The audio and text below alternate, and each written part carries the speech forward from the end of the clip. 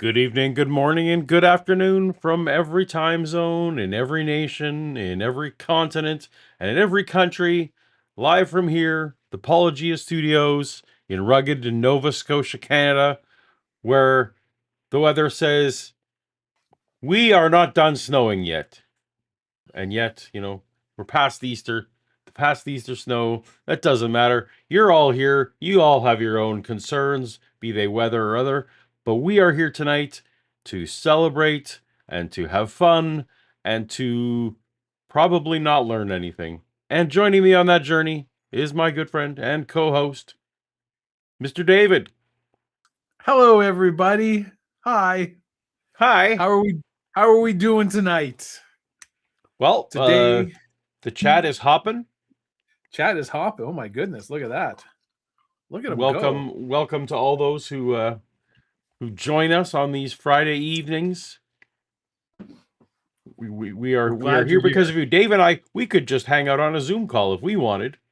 We could, play some Minecraft. That's right. Or talk about our day and talk and about our latest rounds of medication or whatever, or who's who's sick. Yeah. Who's talk about people we knew 30 years ago, 40 years ago, and what they're doing now, which neither of us really know, but we just throw it out there. We're to the point now, Dave, where now a lot of the conversations with my mother involve telling me who's sick or who's dead. It's like, we're in that stage of life, are we? All right. Well, I'm not privy to them, but yes, absolutely. I already know. Yeah. Anyway, that's a depressing way to start the show. We are here to have fun. This is Toast to Toast AM. We're gonna live forever. Where everyone lives forever, unless you don't want to. We celebrate. So I feel like I need to change this tone. Do you have a toast for me, Dave? How about a toast to the Artemis 2 crew? Toast to the crew of the Artemis 2.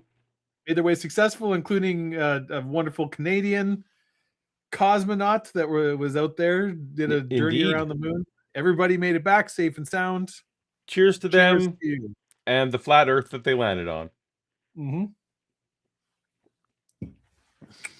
Speaking of, do you watch For All Mankind? I'm behind. I haven't watched any of the new season. That's only 3 or 4 weeks in or something at this point. I believe I've seen to the end of season 3, maybe 4. Okay. I don't know. I think it's season 5 that started. Yeah, I think so. I think I've done the end of 3, so I need to catch up. But it's a great show. I love that show. It's a great show. There was an episode in season 1 where I literally had to put the show away. It was emotionally affecting me too much. I'm pretty. We haven't talked about it, but I suspect I know which show. Yeah, and so it's the equivalent of on Friends when Joey had to put the book in the freezer because it was scaring. Yeah, because it was affecting him. So I'm if I could put this show in the freezer. Anyway, For All Mankind, very good show.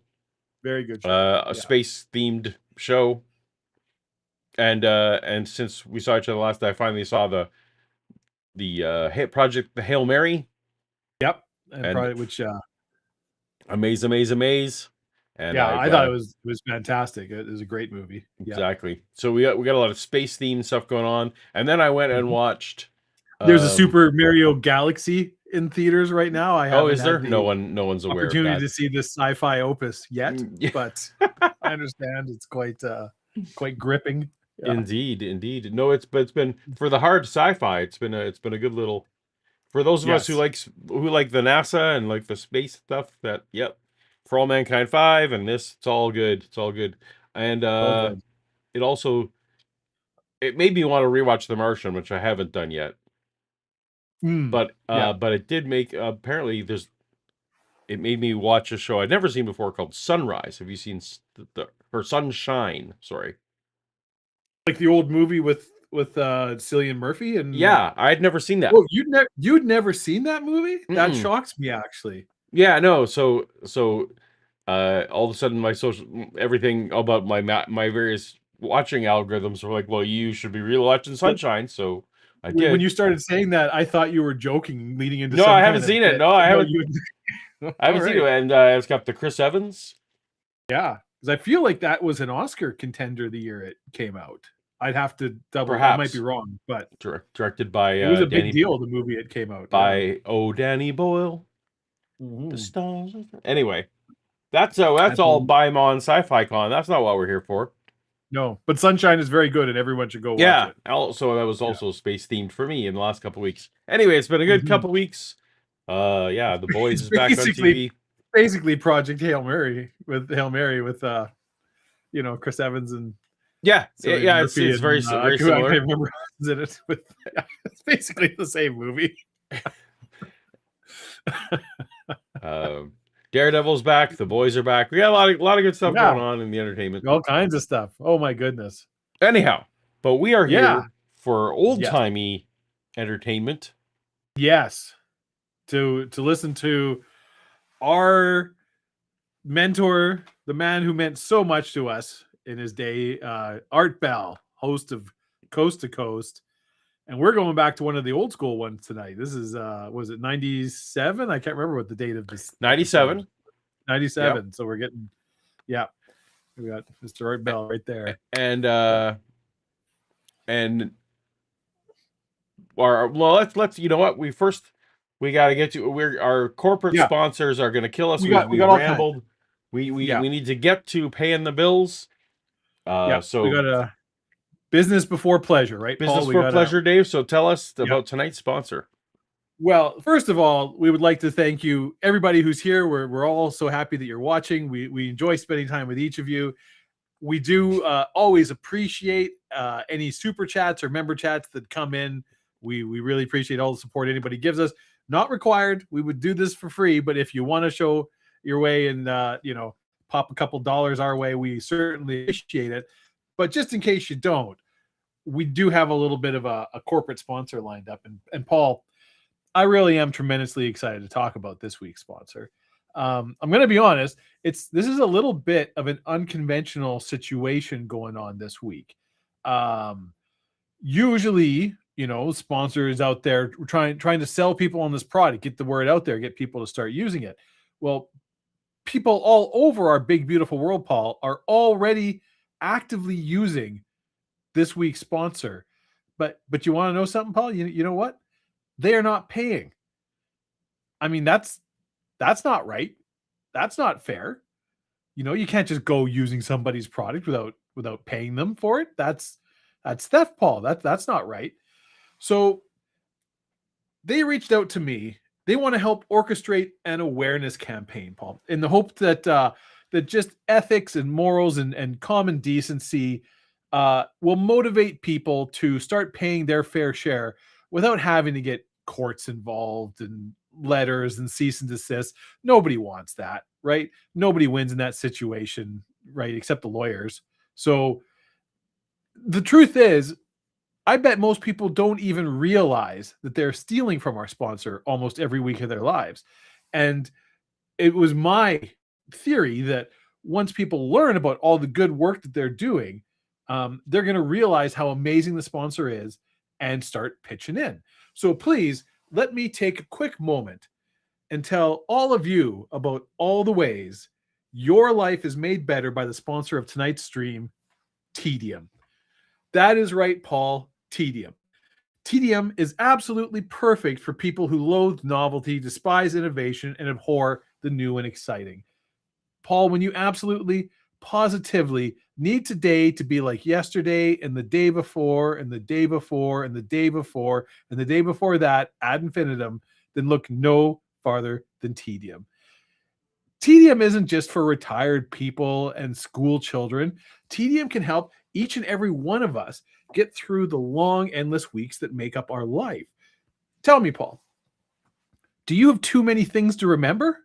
Well, try a little Tedium, and you'll quickly find that the days fade into one another in an endless sea of muted colors and forgettable faces, making special moments like watching Toast to Toast live pop out in crystal clarity in your memory, something you can cherish for the rest of your life. That's just one of the amazing benefits of Tedium. Tedium is useful in the office. It's useful in the home, in the garden. You can use it in trades, any more hands-on occupations. Um, Anywhere where you have to repeat the same task over and over, day in and day out, you will find that tedium is your best friend. It's just a natural fit. Uh, Look, if you have that nightmare scenario where your days stand out in garish color and your hours are filled with cheery memories, faces of people pop out day after day in horrifying clarity in your mind and memories. Have you ever been trapped, Paul, in that horrible situation where you're too productive at work? I think we can all agree it's happened to all of us.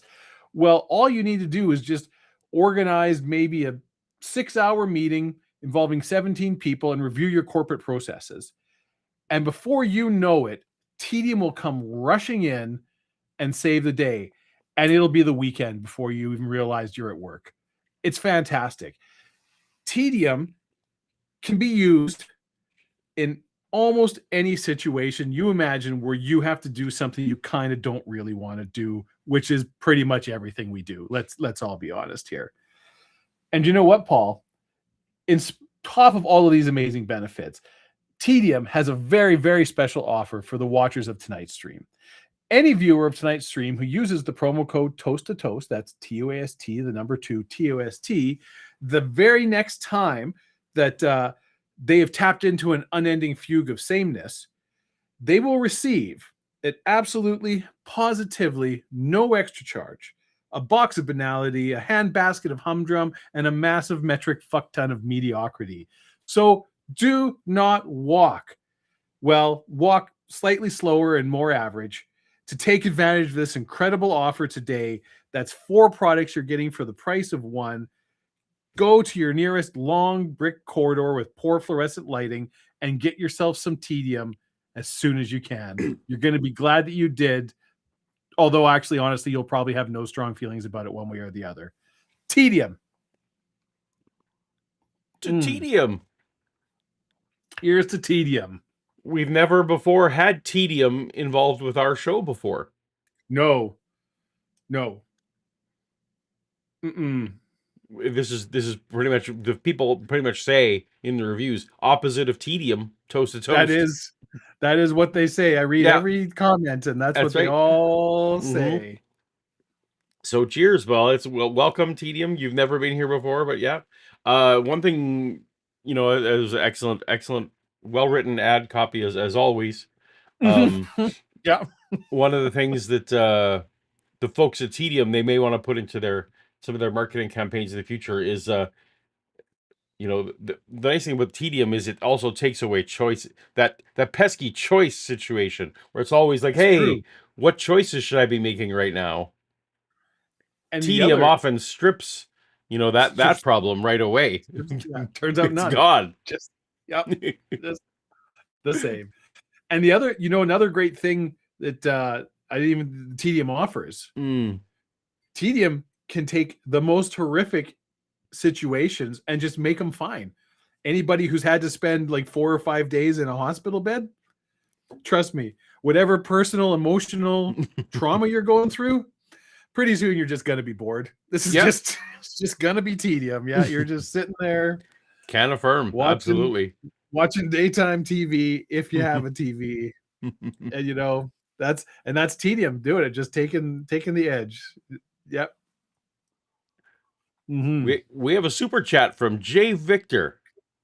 J Victor 89. Yeah. Tonight's sponsor was a real curveball, though I thought you were talking about WinRAR for a second there. I mean, You're not wrong. That is, everybody uses WinRAR every week. Pays for it. I was actually wondering what kind of, I was thinking things along those lines too. So yeah, funny. I did once give WinRAR money in my life because I just sort of felt bad about how much I was using it. Like, I'll throw these guys $5. Yeah. Well, thank you, Jay Victor. Yes. All right. So for tonight's, yes, what? No, you get for tonight's episode of the Toast the Coast to Coast with Art Bell, Coast to Coast AM. It's an episode going back to January, I believe, of 1997, when Art presumably didn't have a guest booked or a guest backed out. They can't all be great, you know? Yeah. Well, sometimes, when you're on 5 days a week, 6 days a week, whatever that he was, eventually, sometimes you're going to fail to book someone, or someone's going to back out, or whatever it's going to be. Things happen. So, as Art would occasionally do, he decided to do a whole show just with callers. Just open lines. Often on our show, Dave, we are, get to a certain point and we were like, hey, I would sure hope we make it to the callers. Well, you know what? We're cutting to the chase tonight. We got nothing but callers. So I did have to for sake of transparency. Like, what happens, Paul? Yeah, Dave. What happens if the rest of the cake is also icing? That's what we got tonight. That's right. It's just a big slab of icing. It's just icing. Yeah. We said, wait a minute. That's right. So these will be, we're just going to get people saying what they want to say on national radio. But in the spirit of fairness or transparency, the show didn't open entirely with callers. Art decided to read headlines from the news. Yeah. Definitely not just padding that out. No. Just let me open the paper and kind of read what's going on now on the radio. Yeah. Not for nothing, but I cut out those news stories because I'm like, I just want to get, we've all heard the 1997 news. We don't need to hear it now. It was primarily people complaining about Clintons. Yep. And also rumored war with Iran. Yeah. It's like a lot of the stories were like, all right, so what? People complaining about the president and rumored war with Iran. Exactly. And that's why that's especially why I cut it out. I'm like, you know what? I don't need to hear any of that stuff.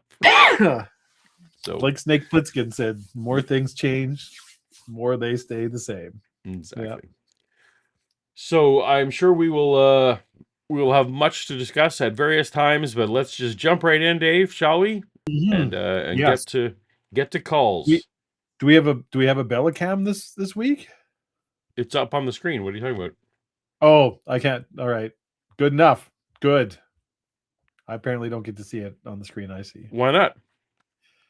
I don't know. Oh, you are not getting the normal. I will fix that while we're listening to other things. That's fine. This is fine. We can stick with this. This is fine. You're just seeing me. You're not you. Yeah, I just see you.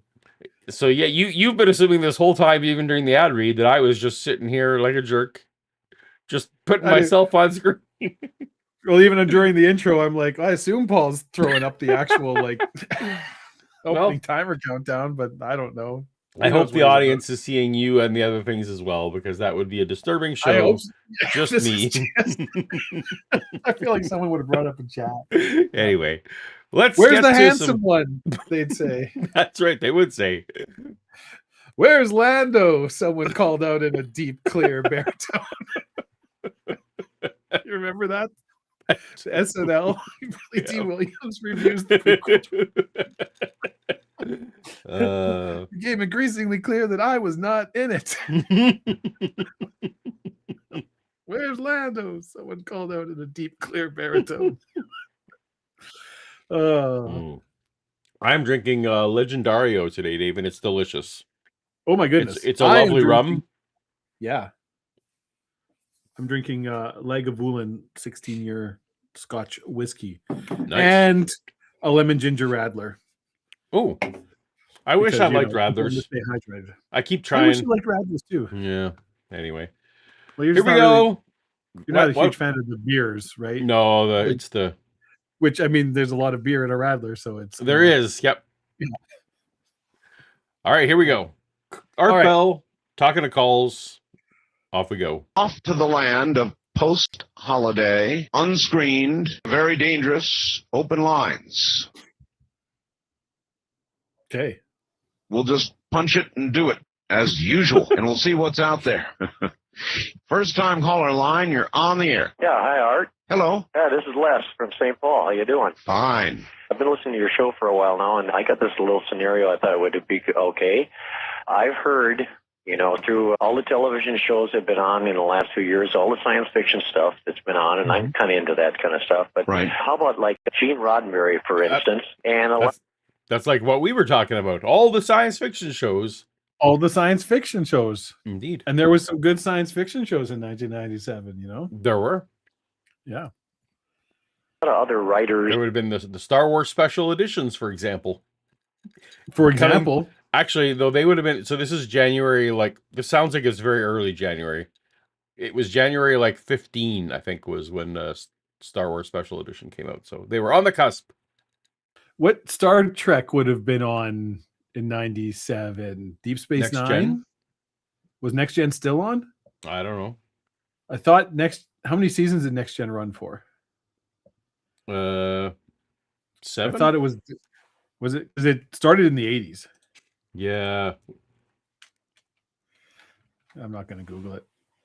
But I'm pretty sure Deep Space Nine would have been running at that time, and maybe Voyager. Oh, so you are right. Voyager and the Deep Space Nine. Mm-hmm. Indeed. Possibly Babylon 5. Well, that's not Star Trek. I don't know if you know that. It's not.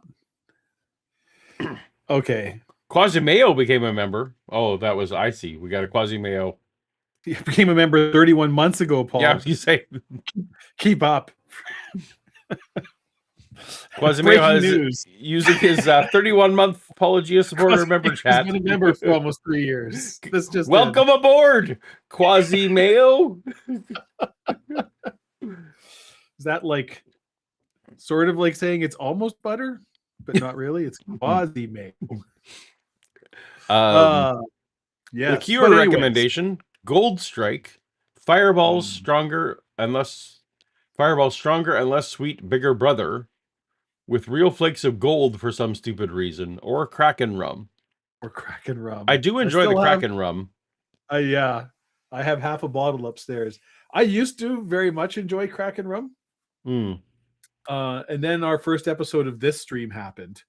Oh yeah. And since then, I do still drink it on occasion, but it is not my it's not the go-to it once was. Sometimes all good, sometimes too much of a good thing, as they say. Yeah. Yep. Yeah. And it's a little dark for this household because someone in this household doesn't do very well with dark rums, so that's fair. Mm-hmm. I've been getting more on the lighter rum train myself lately. And stuff that are out there. Could it possibly be that these people were kind of preempting us a little bit for what is going to happen in this world? You mean science fiction? I don't think he meant preempting. I think he meant preparing. So are they preempting us? That's not what that word means. Okay. Being preempted. Okay, so let me not try and get into the show. So, the caller wants to know if sci-fi writers have been hired by the government, right, to seed details that we will learn that are true. Right, that's not easing culture into it. Right, the idea that if aliens, sure, that's a communicate. If you're in the government and you know they're aliens and it's not happening imminently, right? I suppose. But it seems sci-fi has been around a lot longer than, I don't know if the caller realizes this, but sci-fi came around earlier than the 90s. Yeah. But I mean, so did Roswell.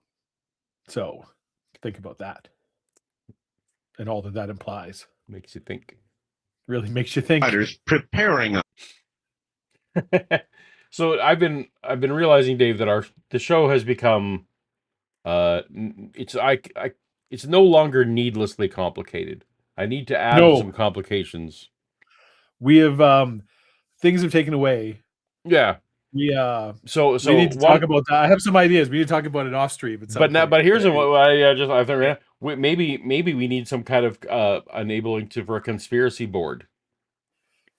Ooh, like with like post-it with notes like and with that, yarn? but like yarn would like be on the screen, and we would be able to start connecting dots, like throw up I'm pictures and start connecting with yeah, post-it notes and yarn and various I things. like it. Yeah, Now the trick though is, do we have to have?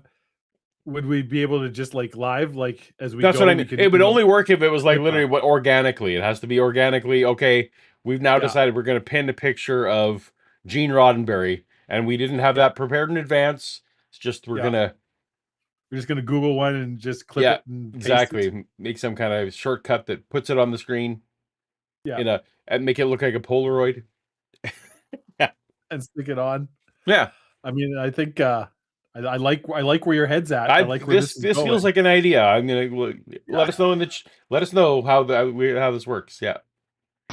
For what is coming. To the extent of where, letting us know, the awakening, so to speak, that this is really can happen, and it is happening. I mean, I firmly believe we've already been visited, and I mean, good grief, we're not the only planet out there that has life on it, and I just thought of all these people that are writing all these great shows that are out there should be like letting the public know in their own way of what really is.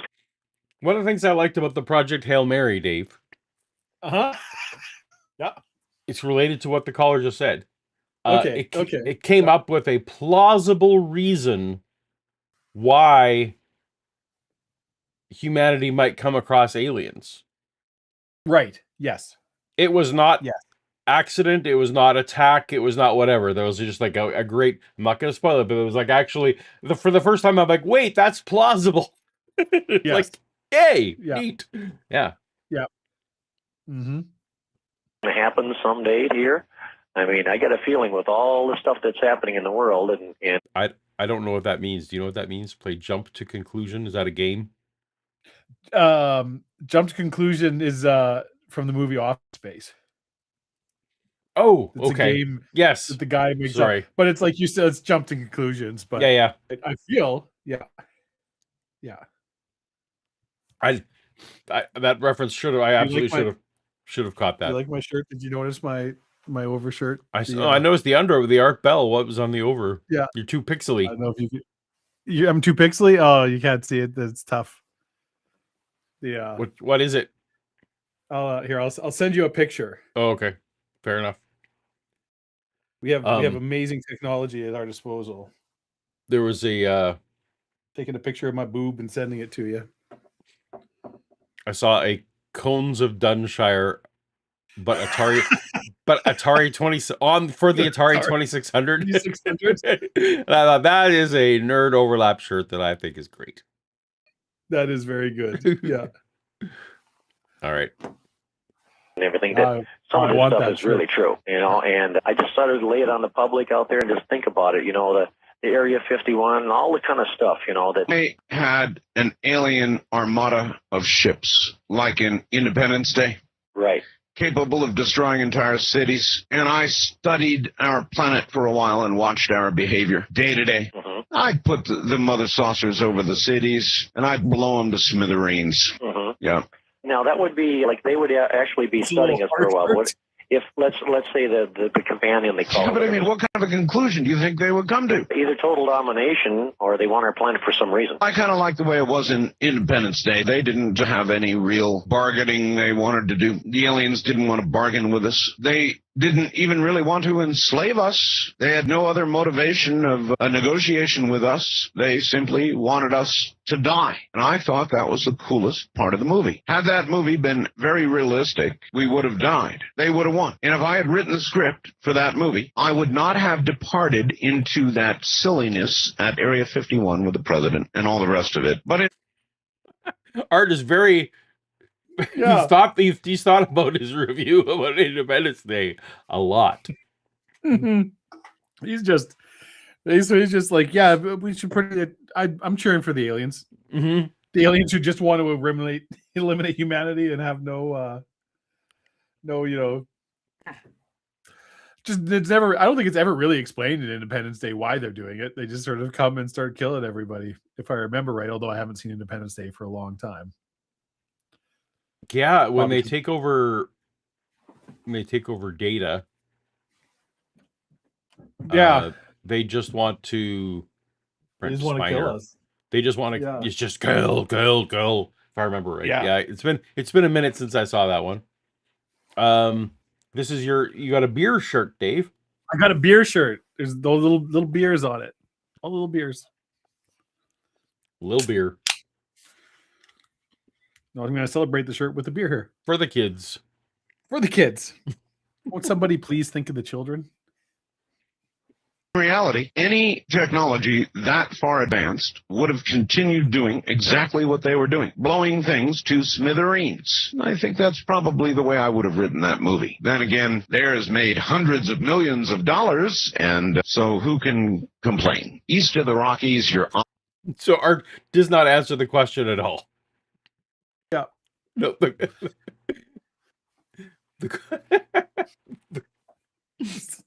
Do you think that people in Hollywood have been hired by the government to ease us in to the reality of aliens? You know which movie I like?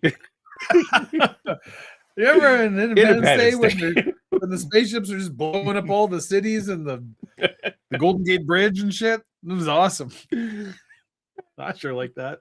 Next That call. was great. Vishanti using her member chat. But where is Shannon Q? Shannon Q, I believe, is sleeping. We had adventures already today that were adventure-y. Scotty Orange is making me laugh. Oh, Not your the upcoming member chat. Yeah. Yes. But who knows? Sleep doesn't always work out well for Shannon. So we might see her yet. We'll see how that goes. We might yet see Shannon if we're lucky. I mean, If we're unlucky lucky. for her, lucky for us. Yeah, that's correct.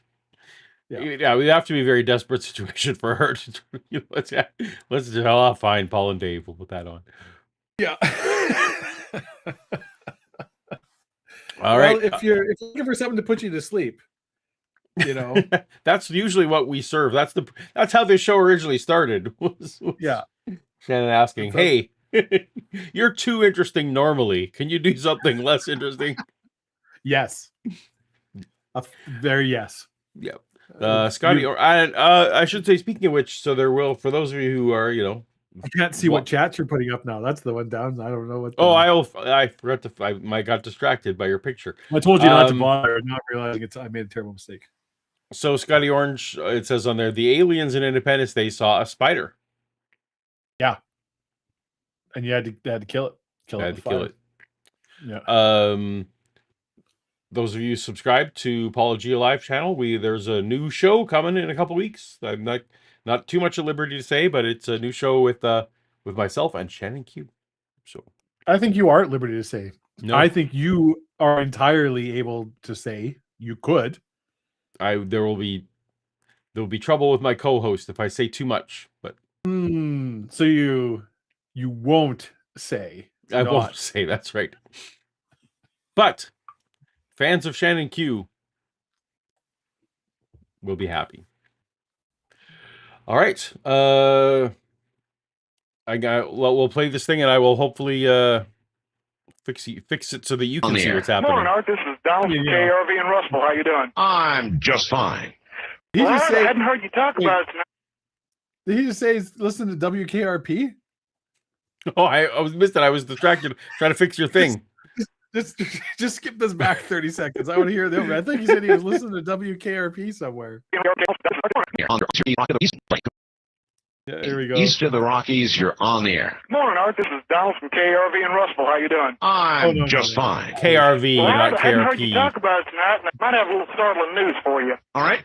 Well, I was listening at the midnight news. We get the CBS News. Yes, sir. And what they were talking about was an asteroid belt that about 200 asteroids have broke out of. And they're talking about them being on different trajectories, and possibly coming toward Earth. Hey, listen, can you hold on through the news? Sure. We have news coming up here at the top of the hour. That's big news, so I need to hold you over, okay? Hey, Art, in addition to federal action...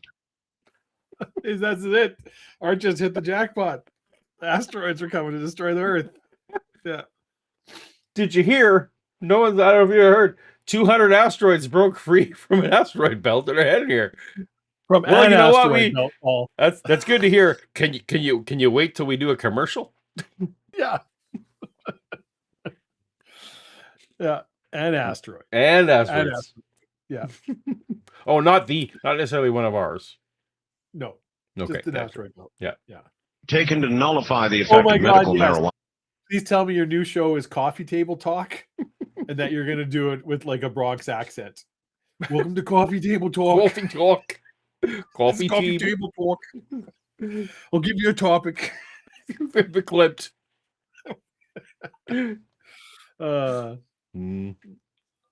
Initiatives. Over the weekend, Clinton also proposed It's pool. It's Pool. pool with coffee talk. all teenagers seeking their first driver's license have got to pass a drug test in order to qualify for it. Clinton has instructed his minions to find a way to force this new policy on the 50 states. And of course, they have a way to do that. You just hold up highway funds. That's the usual trick. East of the Rockies. Okay, that did not end up happening as best as That did not end up happening. No. Also, I feel like most teens waiting for their license, you don't have to, if you just have to pass it on the day that you get the license, like that's not super onerous. Like it does feel Like it's not gonna what's it gonna do? if you can't pass a drug test one time to get your license. It's like, well, I mean, maybe that's Also, frankly, if the kid is either drunk or high and passes, not the point, Paul. It's a Johnny. No, this is a Johnny Fever situation. Yeah, like we don't want to encourage this. Yeah. You were completely hammered, and you passed. You passed. Yeah, I did. Woo! Yeah, fine. Fine. I mean, whatever. If they just want to put breathalyzer in the cars that the cars that take the driver's tests, fine, go for it. Do you want to hear my driver's license story? Sure. I lost my wallet 2 weeks ago, like the day after. This is not about the day you got your driver's license. Carry on. No, that's I got no stories. The day we did this show last time, I lost my wallet. Okay. Oh no. And my new driver's license just showed up in the mail today. Oh, and as well as my new bank card and my new credit card, like all of my cards. I've had nothing. I've had my passport for the last 2 weeks and cash that I am borrowing from friends. Not you didn't just you can't just you life. can go in a bank. But the bank. So I bank with Tangerine, which has no brick and mortar. Oh, you people with your newfangled bank has no fees. Right. So that part's good. But there's also no brick and mortar bank, so I know I could not just go into a bank and get a temporary card. Yeah. All right. I can e-transfer people. Yeah. You know. I so it's not... in all my years, I've never lost a wallet. Really? Mm-mm. It's been quite a while, but this definitely isn't the first time I've lost mine. But the thing was, I stopped on the way home at a liquor retailer and bought some beers for this show. Yeah. So I had it then, but somehow between there and here, lost it. So I must have like just half put it in my pocket. But no one like frauded anything. No one. Not that it came up. I mean, the following day I canceled my card. What about had you seen your pimp that day? Had you had a lot of cash? I mean, I don't carry my cash in my wallet, so that was fine. Oh, okay. Yeah. Very good. Yeah. With asteroid news, you're back on the air. Now, let's get this straight. You said CBS, what, radio? Yeah, CBS radio. Well, we took a break. Of course, we take a break every top of the hour, and this was at the midnight hour Central Time. Right. What they said... This is back when CBS was good. Yeah. Yep. There's an asteroid belt out there, but some asteroids had broke off out of this belt, and they were on different trajectories, and they were around about Jupiter right now. And some of these, they were saying, was a half a mile wide, and if impacted the Earth, would be the equivalent to a nuclear explosion. Oh, yes. Did they suggest that any of them were on a trajectory for Earth? Well, they talked like it, but they didn't just, they said possibly, is what I heard. And I just wondered if it. I mean, so yes, any object from space that's half a mile wide, Uh-huh. if it would hit Earth, would be bad. Like that's true. Real bad. Yep. But that's a big giant if. Are any headed this way? No. But Not if even they were, remotely. Yeah. that'd be They're out something, by right? Jupiter, which is very far away. But man, they did. I didn't win the lottery, Paul, but boy, if I did, oh man. Can you imagine how much money I'd have? Right. I mean, it's exactly that. Yeah. Didn't even win a free ticket, not a single number correct. But boy, if they were all correct. Life changing. Life changing. Brain Cramp has a. By the way, I assume you can see the all the super chats and the various things now. I can. Yes, you Yes. nailed it. Everything is as it should Brain be. Cramp. Yeah. With a $5 generous super chat. Thank you so much, Brain Cramp. Says the only time I ever lost my wallet was on a visit to Saskatoon, a city where I grew up. As a teen, I visited a year later and found it in the woods. 100% true story. I'd actually like to hear that story. That's crazy. I feel like the highlights, you've kind of hit the highlights there. Well, I feel like, maybe Which we know woods? some of the same people. We probably There's not do. that many people in I also, Saskatoon. halfway through, I was thinking of making a joke about how, wait, 1 year I found a wallet. That's around the same time I found a wallet. 1 year I found a wallet. But then that ruined my joke of a story because, Anyway. Well, I'm glad to hear it all worked out, Brain Cramp. I'm guessing you probably got all new ID and various things in betwixt and in between, but I mean, we hope so. That just shows the honesty of the good folk from Saskatoon. Mm-hmm. Yeah. Absolutely. Yeah. Uh-huh. Famously. Yeah. No theft in We haven't been the murder capital of Canada for quite a while. It's we're usually in the top 5, but not the capital. Not lately. So that's pretty good. Look, murder and theft are very different. They are very, very different. We might kill you, but we're not going to take your stuff. We do take your stuff. Yeah, absolutely. Right. Absolutely. The other callers out there had heard this. In February, I believe it is, NBC is going to do a special. Wait, he's also, this is. I need to know if I'm worried about asteroids killing us. How will I fact check this in 1996 when the internet was in widespread circulation by around 95? Right. I will call Art Bell. That's what I would do. Get it right from the horse's mouth. Yeah. I kind of worried asteroids might kill us, but I got to wait till midnight till Art's on. Hey, Art, that's true. I assume we, I don't know if we want to get, there was a whole series of calls near the start that I think we skipped over. Oh, okay. About debating polygamy. Oh no, there's some of that still. Is there some of that still in? Okay, well then I'll shut up about it. Maybe it'll come up because it's an ongoing thing, and but it's all people who really don't have any fucking clue what they're talking about. So biblical polygamy. I will say, so I did cut as I was cutting the news part out. Yeah, there was the first caller who was calling in, and Melody Kate. Thank you so much for the super chat. Cheers to you, Melody. Cheers to you, Melody. Hey. Cheers. Cheers. Longtime friends and generous super chats. Mm-hmm. I don't want to. The first call, I opted to. The other audience members, Melody Kate, but you're my favorite. I opted to cut that one because the first call was only 45 seconds long. Yeah. And it was some dude that was literally like, why in the Bible does God say you can't commit adultery?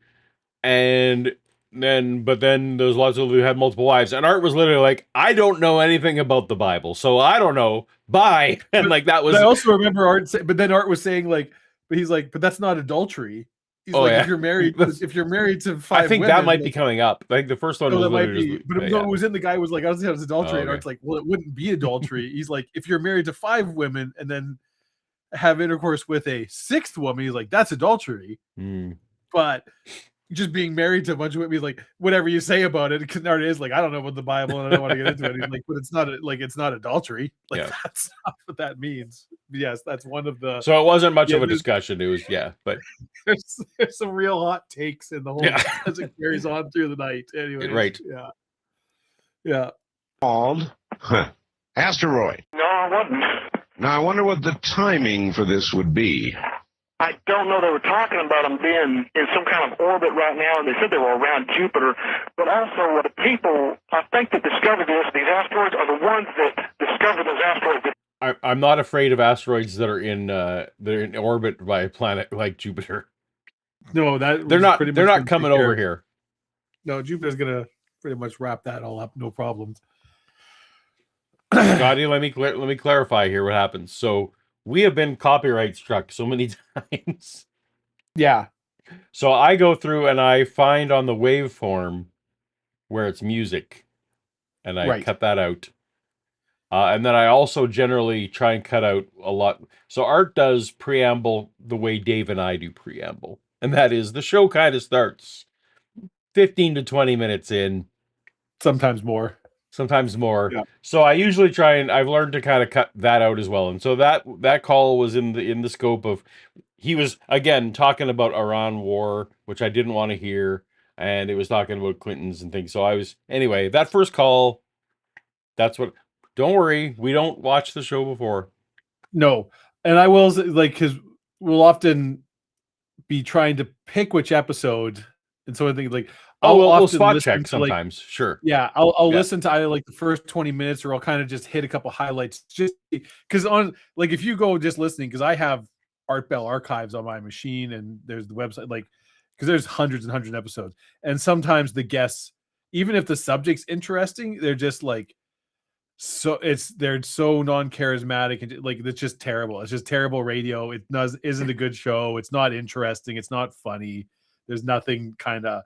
So we do listen to like a tiny snippet just to make sure Anyway, we person do our who's- best to balance being responsible and as live as we can be, live reacting as best we can. So. yeah. All right. But we're not gonna yeah. say we never listened to any of it before. Yeah, no, it's a little bit. Yeah. And there's occasional like Mel's Hole, and some of them we just kind of we've heard these we remember these episodes. That happens too. Yes. But yeah. Yes, indeed. All right, sir. Very troubling. I'm going to see if I can get some confirmation of that, all right? All right, I sure do appreciate it. And one more thing, during the break, there was a man called me here in town. He heard me on the radio with you, and he was wanting to know when you was going to have that man on that was talking about a colloidal silver. I hadn't heard of that, but... Well, we've done a number of shows on it, and Okay. we will have somebody on again, maybe Wayne Green, who knows about that. Okay. All Well, right. like I said, I just heard it at the 12 o'clock hour, and I hadn't heard nothing of it since. Anybody else hear that? A rock/mudslide has closed totally westbound Interstate 80 near the California-Nevada border. Westbound Sacramento-bound I-80 is totally closed. One lane of the eastbound roadway is closed. See, this is if I'd have heard this, I'd have cut it out because we're getting Yeah. we're getting a traffic report on the Traffic Art Bell. report from almost 30 years ago. Yep. So do you know about this? I don't know about this. We have a Colloidal second silver? moon. Or- It's an asteroid. Yeah. Yes, I did know about this. Oh, okay. Asteroid 2025 PN. So this is just last year? You Or know me, that's- Paul. I like my space stuff. I know, but was this just last year, or 2025 is not a year-based thing? I don't actually. That I don't know. All right. A space How rock long? identified as a new quasi-moon, Yeah. like Quasi-Mayo, but quasi-moon. Like Quasi-Mayo. Quasi-Moono. Quasi-Muno, who's never super chatted us, so Quasi-Mayo's better. Way better. A million times better. Yeah. have orbited the Earth for about 60 years. So, okay, so obviously 2025 is not... that's older than me, Dave. That is. Not by much. By a lot. What? All right. Closed. It's One like, and it's like, eastbound. I can't remember what it is. It's like 25 meters wide or something. Like, it's not very big. 19 meters, 62 feet. Yeah. But I accidentally learned something. There you go. It Yeah. also won't be, I can't remember what the orbit is, but it's not going to be a forever moon. It's in a stable orbit now, but they've mathed it out, and there will come a point when it's going to get thrown out of. Oh, so we are going to like... So I should be worried about the ones in Jupiter because they might also just be spun off at some point. I mean, things happen. Yeah. All right. Like new things All come and go. Yes. Fair enough. Remains open. Caltrans officials at the site, 1.5 miles east of the Nevada state line in Nevada, say mud rocks and trees are covering both westbound lanes. Boy, it's getting bad. For a distance of about a half mile. There's also 2 feet of water on the roadway. Caltrans workers are assisting the Nevada Department of Transportation. The cleanup estimated will take 5 to 7 hours to complete. Estimated reopening for westbound I-80 is early tomorrow morning sometime. And Joyce, faxing from I don't know where, somebody called earlier and said, why, Art, can we only have one wife when even many of the religious icons of our past, closer to the time Christ walked on earth, had more than one wife? So why is there a here rule we go. today saying we can only have one? Joyce simply wrote, ask Ramona. Why? That's all right. And this, Art, on plural marriage, about a third of Earth's believers accept it. Muslims, for example, as ordained of God, as did the patriarchs of the Old Testament, under the limitations of the First Amendment of the Bill of Rights, prohibiting Congress from interfering with the free exercise of religion, and the 14th Amendment, prohibiting states likewise. The recent Freedom of Religious Act bigamy laws are void. Well, you know, since this has been broached, I think that this person is probably right. It is probably not constitutional to limit a person to one wife, and or ladies, to, for that matter, one husband. I'm trying to think of why it is legal or constitutional to do that, and I don't have a ready answer. First time caller line, you're on the air. All right. Did you have polygamy Famed thoughts? constitutional scholar. Yeah. Well. Yeah. And so you and I, Canadian boys, definitely will have Yeah. lots of constitutional things to weigh in on. Yeah, absolutely. I can't say I have a strong opinion on that matter. The constitutionality of polygamy, I don't know. But do not know. we would affirm, Mhm. you know, from our reading of the Bible, Yeah, amateurs though we are, not right. maybe someone like a Kip Davis could weigh in, but it sure seems like some of those Hebrew Bible characters, a few of them had multiple wives. One or two. Yeah. Yeah. Seemed pretty okay then. And God didn't seem to complain about that. Mm-mm. No. So Seemed all for it. yeah. Well, I don't know. I think he was just kind of just whatever. It was kind of like God didn't like have a expressed opinion about how many pets you should have.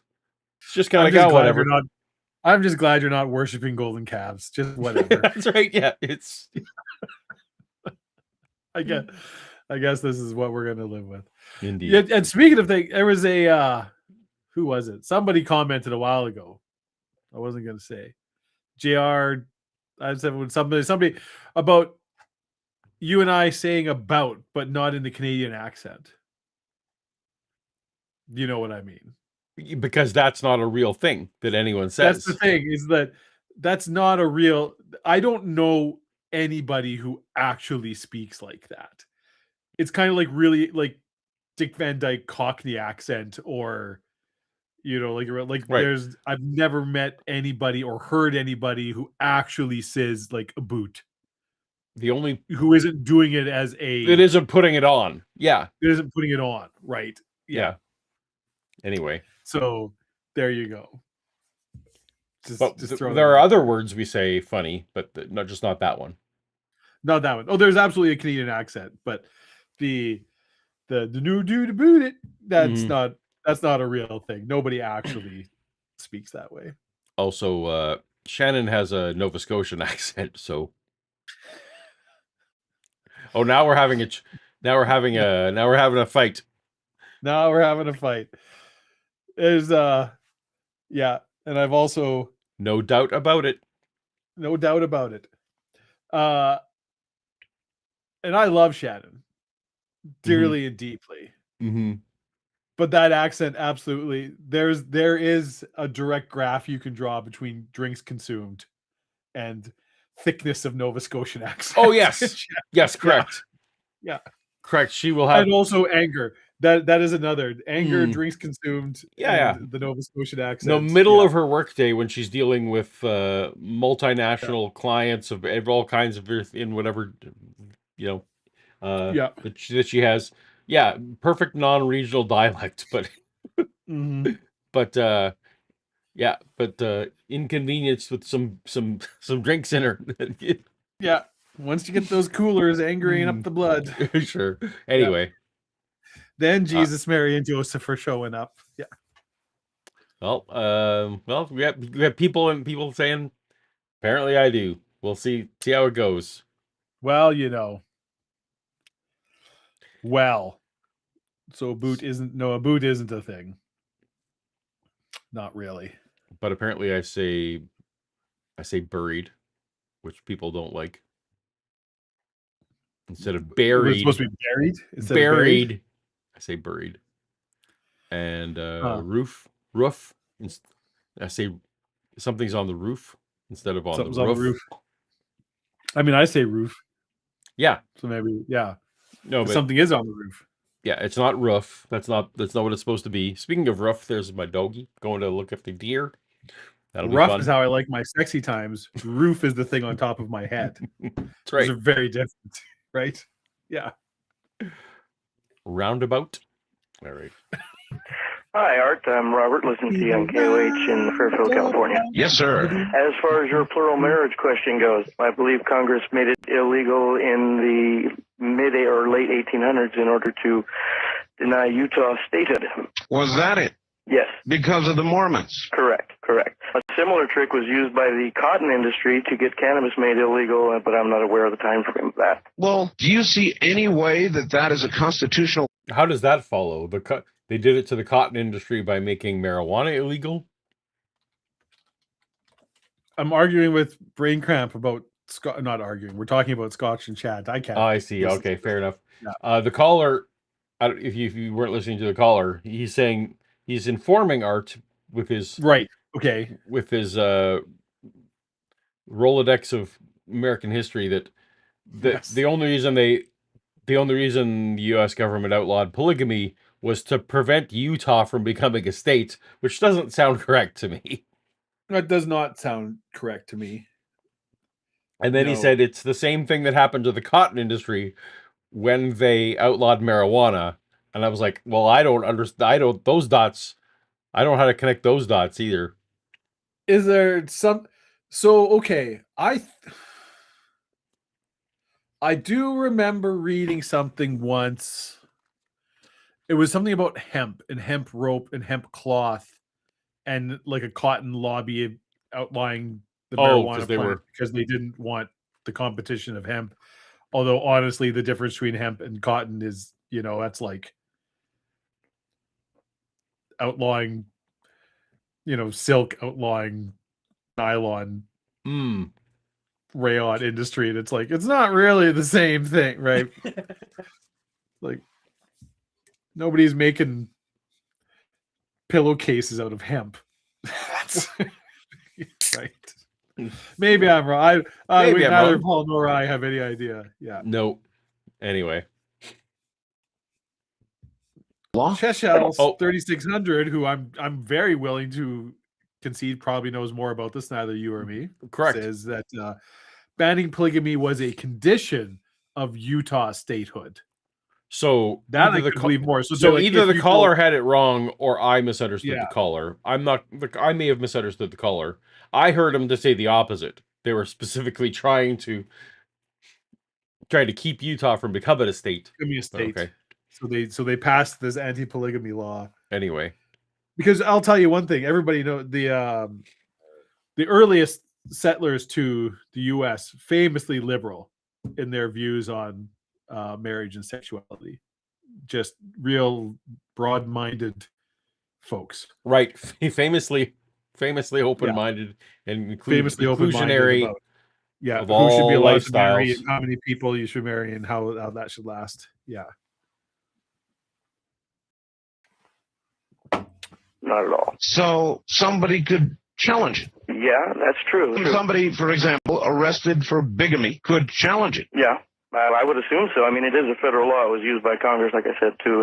It was within a couple of years after that they were allowed statehood and allowed to continue on with their religion. They were actually, the reason why they were there, and you might have somebody from Missouri check on this, but I believe up until 1976, it was legal to shoot Mormons on sight in that state. They're actually chased. Really? are you there? You could just shoot Mormons. I mean, it was a different time. You could just shoot Mormon. How do you identify on sight a Mormon? I guess Oh. the underwear. So just you're showing obviously you've never seen a Mormon, Paul, because nobody who's ever seen a Mormon would ever. I suppose very that's correct. clear. They're wearing that. They're Yeah. wearing that suit, and they're at your door. You can tell by the hempen shirt they're wearing. That's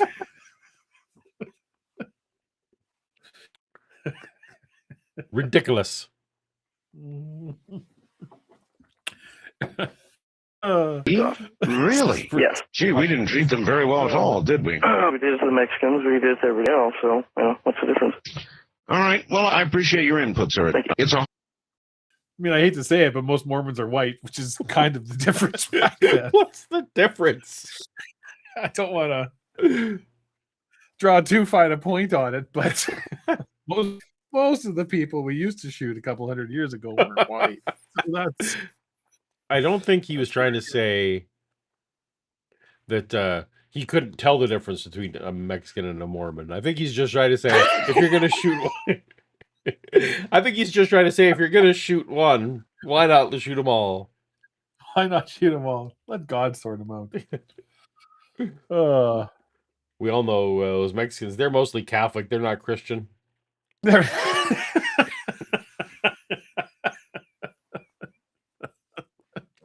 Dirty papists. Worse than Mormons. Do you ever had bamboo sheets, Paul? I don't even know what that is. Like bamboo, the plant. You can get sheets made from bamboo, like bed sheets, pillowcases. Oh, I was still thinking about marijuana and assuming that this was some kind of cool hip thing that the kids are doing. yeah, I no, we're didn't- talking about bamboo and chat now. You're talking Bamboo about literally sheets. like Like bed sheets, luxury linen, bed sheets. I have not. No. Yeah, I mean luxury. You can get them. They're. Hmm. I just got a set this calendar year.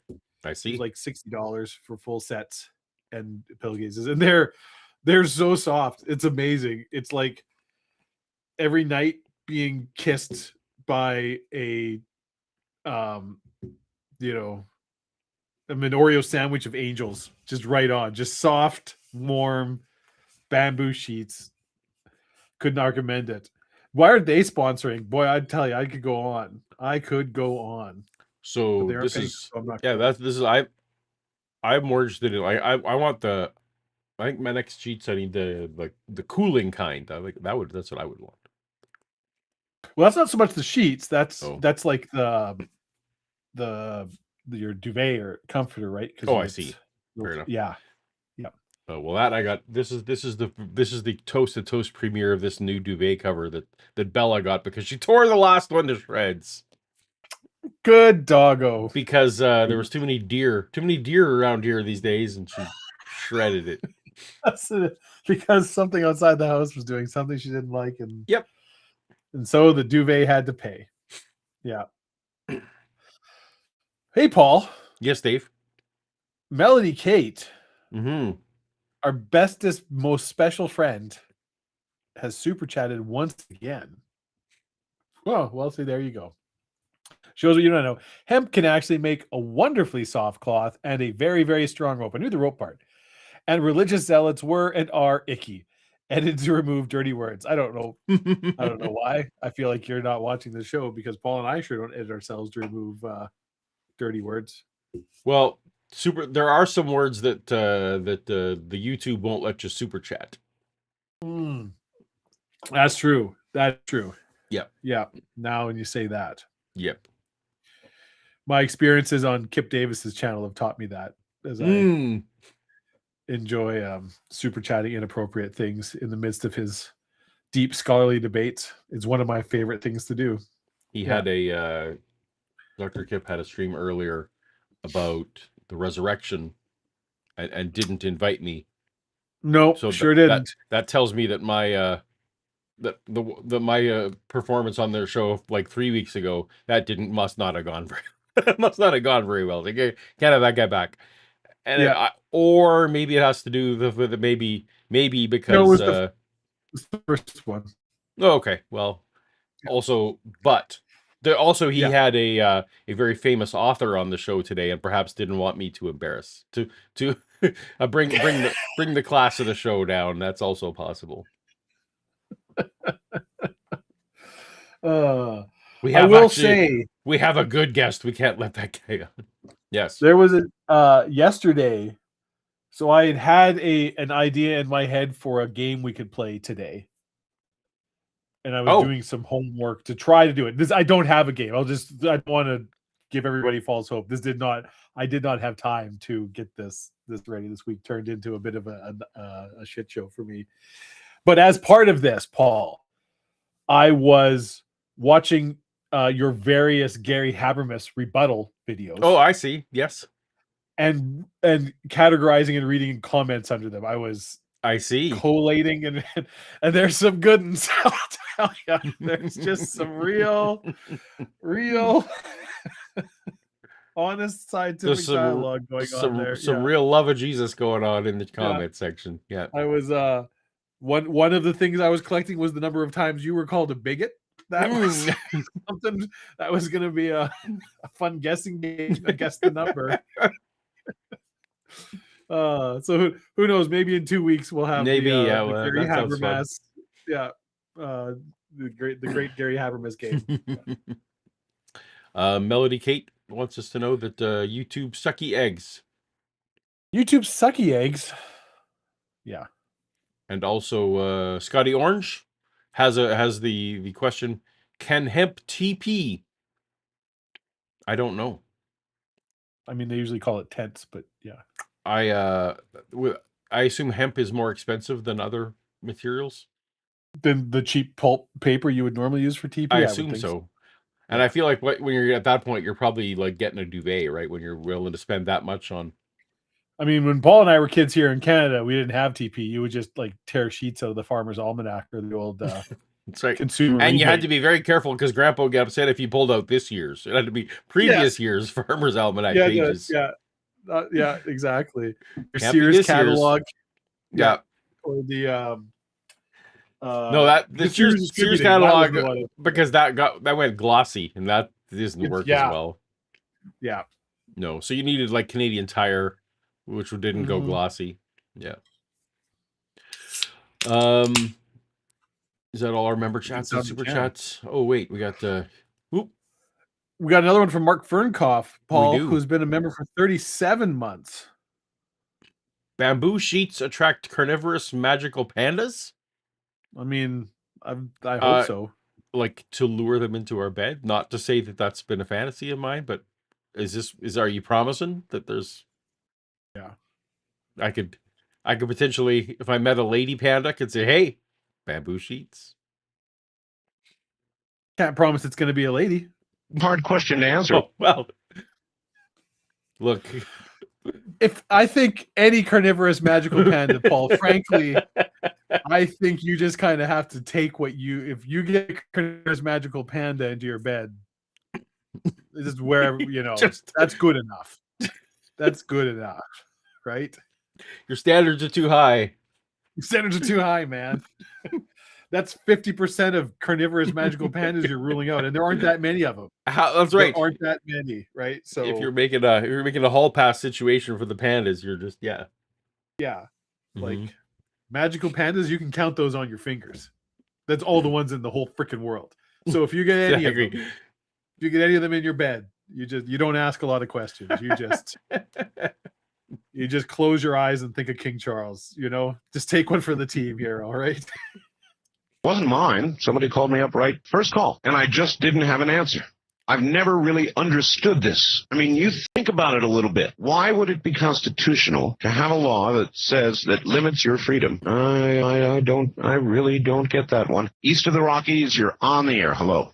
Hello. Hello. How you doing? I'm doing. So that was pre Wow. marriage definition debate time, or was it like that? It would have definitely been happening then, wouldn't it? Would it have not? Oh yeah, absolutely. It would have been a topic then. Very Art much should so. have been roughly aware that there's some sensitivities in America and other countries about who gets to marry who people. Oh no, I guess he understands their he's saying he doesn't understand why there's sensitivities.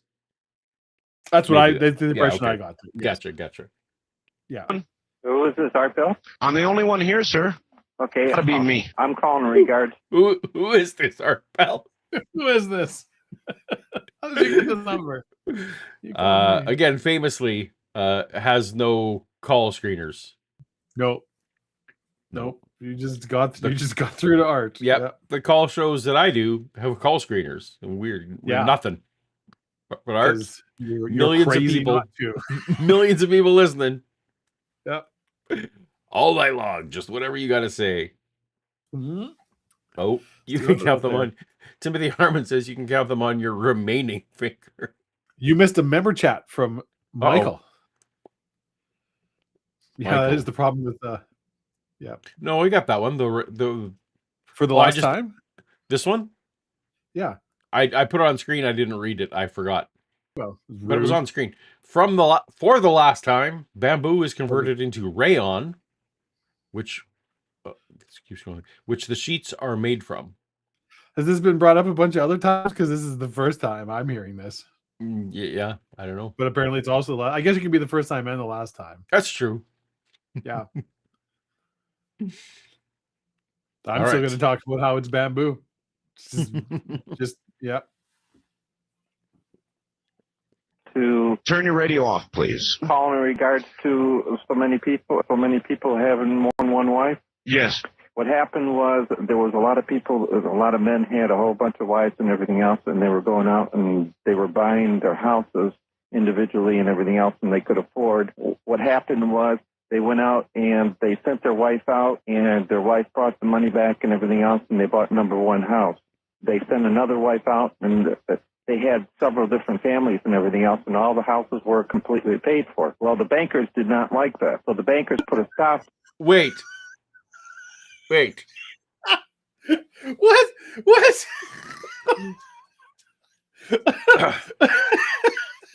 What happened was polygamists famously have cash to pay for multiple houses, and the bankers don't like it, Dave, when people buy houses with cash. They don't, because you send the wife out to work. You send the wife out, and you got multiple families, and they're doing their thing. Yeah. And the bankers don't like it. Who's buying all these houses? That's not right. If not for the bankers, Dave, and the people buying houses, multiple houses with cash, we'd have polygamy today. Legal. See, just in case you thought there were call screeners. We're selling too many houses. Somebody Why are people getting houses without mortgages? Yeah, why are we letting all these polygamists get their wives to work? You're not going to believe this, sir. Yeah. But it's just one guy buying all these houses. How many women? Doesn't matter. They don't count. There's one guy just buying all these houses. Tell you what, we got to stop that guy from buying houses. So, yeah. If we don't let him get married, he'll stop buying houses. See what it was, Paul. It was this. Oh, yep. All right. If it wasn't for polygamy, he would just buy one giant house that he couldn't afford and get a mortgage on it. Yeah, and then he'd be paying debt, and they'd make their. That's how they make their That's money. right. That's So what we get. they don't want you buying all these tiny houses. That's the same reason the bankers make them give you all those breadsticks at Olive Garden. Yeah. So you get filled up on breadsticks before they bring you your meal. That's how they get you. Things that are not a problem in 2026 for 500, Alex.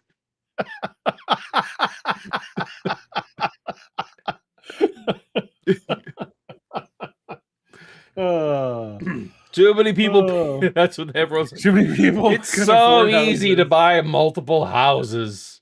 Yeah. It's a real epidemic. Yeah. Yeah. And they said you can only have one wife because they So you're wanted trying us to tell us the bankers are what limit us to one wife? Yes, it's in the book. That's- It is in the book. Absolutely horrible. What book? It's in the book. Not the Bible. Yes, It's in the banker No. book. The book famous In the banker big book of banks. Mm-hmm. Yeah.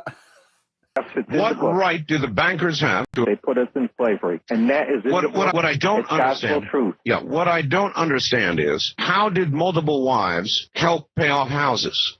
I Well, mean, because see, if I had 5 wives, I could have 5 different families, and each of the wives would go out there and purchase a house, and I could turn around and have each of the wives turn around. Wait, are we maybe are the polygamists marrying wealthy erudites who have like I also feel like this gentleman doesn't really understand how polygamy works. They aren't all different. So that's called just like having another family in another Yeah. town because you're a traveling salesman and just, they all have That's you have true. different families and houses. Yeah, we're not sneaking it around when it's Yeah. If you believe me, like you all live in the same house, you're all one family. They're all your kids. They're not. yeah. Right. That's anyway. Yeah. Back then you couldn't say Google it. Yeah. It's in the book.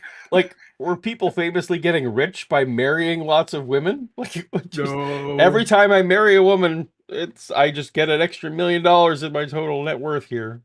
Typically, Wow. historically, it actually goes the opposite way. You What? Yeah, like, are it very seems rich like- and then you marry. Yeah. It doesn't seem like Yeah. I just buy one dress and I see which wife likes it, and then they share it.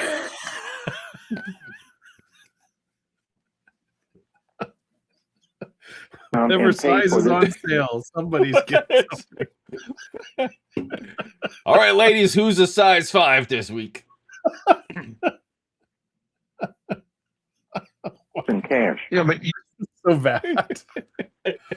Oh, math ain't mathing. Yeah, ain't wrong. Another baby jackpot. Oh, you were required. another house. Yeah, What is going on? famously, Oh wow. have lots of different kids. That's famously a way to be able to afford lots of houses. That's how Bill Gates made his money. Was That's with how all Bill Gates made his it's- money. yeah. Yep. and Elon Musk. 5 trillion children. That's how you get the money. 5 trillion children. Yep. Particularly then, as opposed to now, to be the breadwinner, pay off the mortgage. But I could send my wives out and do it, and that's what they were doing. What is the wife out doing? The wife is Look, the problem. If Look, Paul, the wives know, and they're the ones buying the houses. Is this some loophole that was this caller going around trying to buy second and third houses, and they're like, wait a minute, you've already got a house. I feel like this caller figured he could somehow get a wife to go buy him a house. That's the just go out, woman, and get me a house. just do it. If I go, they're gonna ask for money, but if you go, If you go, they're the ones writing it off. Yeah. They were sending their wives out to work and everything else, and the man was staying home. It just doesn't make sense. oh wait, he thinks the wives are going to work. I see. Yeah. Famously, historically, So the this wives is would more of a pimp would situation. make more money than This is a than the pimp husband. situation for. Yeah. I don't think he's talking about wives. I believe the word you're looking for, sir, is bitches, and that's a whole other thing. And the other pimps are like, wait, you sent your women out to be secretaries? No. You're getting to buy houses? What's going on here? Dude. No. Yeah. I mean, whatever works. And also, they're also like, psst, you don't have to marry them. Legally, you can't. And if the bankers find out, you can just send them out and take their money. You don't have to marry them. Oh. I mean, those were the days when wives didn't work, though. It's in the history book. All right, thank you to the bankers. The history book. It's in the history books, Dave. You can't history change book. it. Yeah. I'm just gonna go out on a limb here, Paul, and say when he says bankers, yes, he doesn't just mean bankers. He's talking a very, very specific subset of people, and they're the ones stopping us from marrying all the women and having all the houses. And we all know who. We all know who. Yeah. It's in the book. True, Timothy. Timothy was $2 super chat. Thank you so much, Timothy. You're ignoring economies of scale. It's true. It's true. Yeah. It doesn't. Yeah. Look, if you're dabbling around with 3 or 4 wives, yeah, you're not gonna see the kind of gains we're looking for. But once you start scaling this up to like a dozen or 4 dozen wives, yeah. And then, for example, you can start buying furnace filters in bulk, right? Right. It's incredible savings. It's incredible savings. Yeah. Oh, we've heard it all now. The bankers. History That one book. doesn't make sense. I'm not saying it's not true. It just doesn't make sense. There might have been a I feel like you're saying it's not Whoa, true. that's not true. Oh, I'm with you, Art. It doesn't make sense. It's in the history book. This sounds like some kind of crazy ass Alex Jones rant. Just the oh my goodness. Anyways. Whew. salary, I suppose, but under most circumstances. Prudish bankers. It's the prudish bankers. Yep. Prudish bankers. The wives didn't work, and you'd have several mortgages to pay off. So from the banker's point of view, you would think they'd like it, unless there were too many defaults, because poor Harry's trying to pay off 4 mortgages. First time caller line, you're that makes a lot more sense. The bankers don't want you buying all these houses for all these wives because you're just defaulting on all these mortgages. Yeah, that does make more sense. So that's why they're just putting a stop to this, because there's one thing a bank hates, it's a defaulted mortgage, right? That's right. They don't like it. So yeah. So we gotta stop all this marrying and fussing and carrying on. No, sir. Not on my watch. Vishanti with this $2 super chat. This math ain't mathin'. Is that supposed to be me next to the picture of you? It's me. That's the one. No, is this the 2 co-hosts of Toast? I'm reading this as because you have your own icon that she could have put up there. So I'm saying that I'm reading this as Paul is confused. I mean, Paul is often confused. That does make a lot of sense. On the air, hello. Hi, this is a call from Houston. Well, hello, Houston. And I need to ask you something. Okay. You know, all the talk about Hale-Bopp. Yes. And I've heard you mention, or several other people mention, that Mr. Hale has said this and this and this, or he has thus and so on his website. Yes. Has anyone talked with Mr. Bopp? No. He's at the... Their given name is Hanson. Yeah. We keep hearing from Hale. Yeah. I want to hear from Bopp. I want to hear from Bopp. What is Bopp? What is Bopp hiding about this? Why on the press tour is it only Hale and never Bopp? I was listening to the Johnny Carson and the Jay Leno, probably Jay Leno at this point in time. Mm-hmm. Yeah. silent partner? Bob has been extremely quiet I throughout all thought of that was this. very strange. I was right. She was like, yeah, we keep hearing from Hale. Where is Bob? Where is Bob? Yeah. Mr. Bob There would is not open actually his mouth. a kind of true. So I actually know the answer to this question. Oh, okay. So Hale and Bob were two. I can't remember their first names, but it was the two astronomers who discovered this comet. But Hale was like an actual astronomer and professor of astronomy, like a professional astronomer. And Bob, it was like Doug Bopp or something, whatever. It was just like an amateur sort of. He was not a professional. Thomas Bopp, there you go. He was just like a guy. And they both happen sort of to discover this comet independently. But it's like, so if you're going to have it on you're going to have somebody on your show to talk about, like they didn't know each other. This wasn't a collaboration. They just kind of both discovered it independently at the same time. So the comet was named after both of them because they both reported this thing and went. But if you're going to, you're Larry King, you're going to have somebody on your show. Do you want the, a peer-reviewed, acclaimed actual astronomer who can speak, would be able to answer any question you ask about anything related? Or do you want like the guy who's a carpenter in New Mexico and is an amateur astronomer and happened to see this? Yeah, observing with friends in Arizona, right? Like that's what it was. He just happened to see it and was like, but that's the better story. It is a better story. But it's not a better, if you want to have somebody actually speak about this and what it could mean. Right. This person doesn't know anything about orbital mechanics or any of the. Also, right? Presumably Thomas Bopp had a different job that he had to be at. Yeah. Like he was not an astronomer. Yeah. Like that's the thing. Like he was just he was an amateur astronomer, happened to see this and was somebody who recognized as like, hey, this object, this comet you can see in the night sky, like that's not a recorded comet. And yeah, so as in all things, the actual answer is a lot more boring than I see. Yeah, but there is a reason So there is with Hale and not so Bob. So you're saying she made an accurate observation?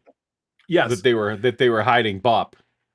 Yeah, but it's not a conspiracy. It's just that no, this guy's not interesting. We'll get the other one. So, but it's also possible, if I may open, no slander to Mr. Bopp. Is Mr. Bopp still alive? Oh no, he's passed. He's passed.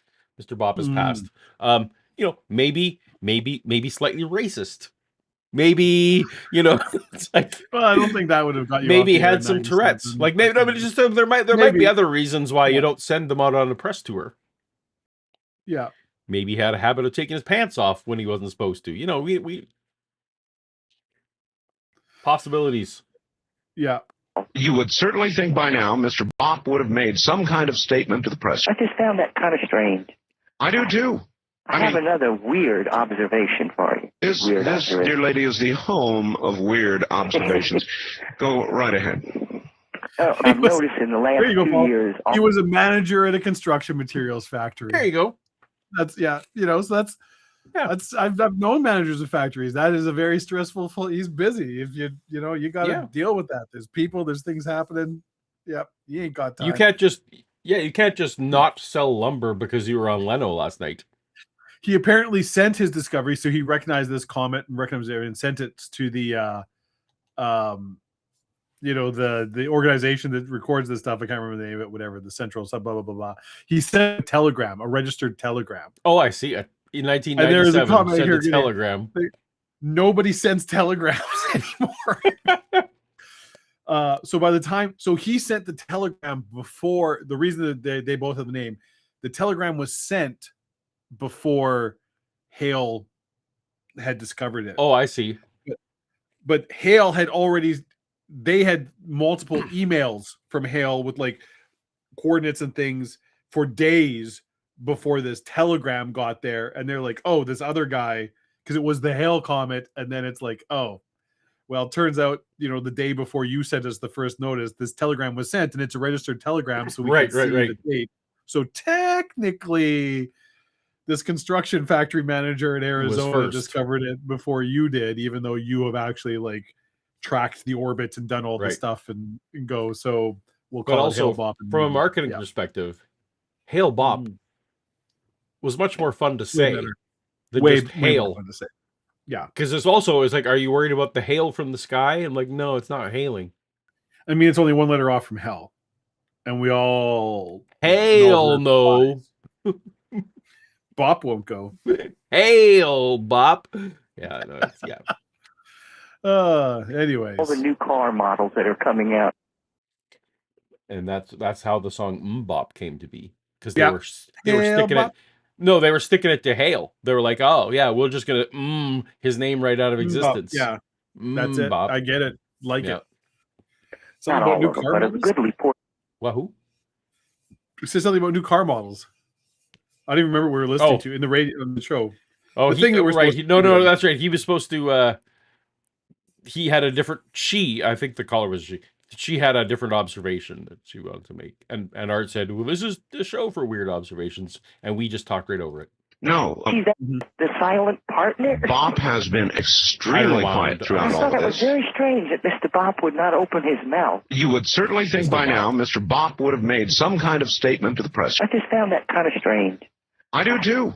I have another weird observation for you. This, dear lady, is the home of weird observations. Go right ahead. I've noticed in the last 2 years, all the new car models that are coming out, not all of them, but a goodly portion of them, have headlights very similar to the shape of the eyes of the Greys. Of what? Of the Greys. Of the Greys. Have you noticed the shape of the headlamps? Like the alien grays. Yeah, the alien grays. Okay. Yeah. That's what the car manufacturers are doing.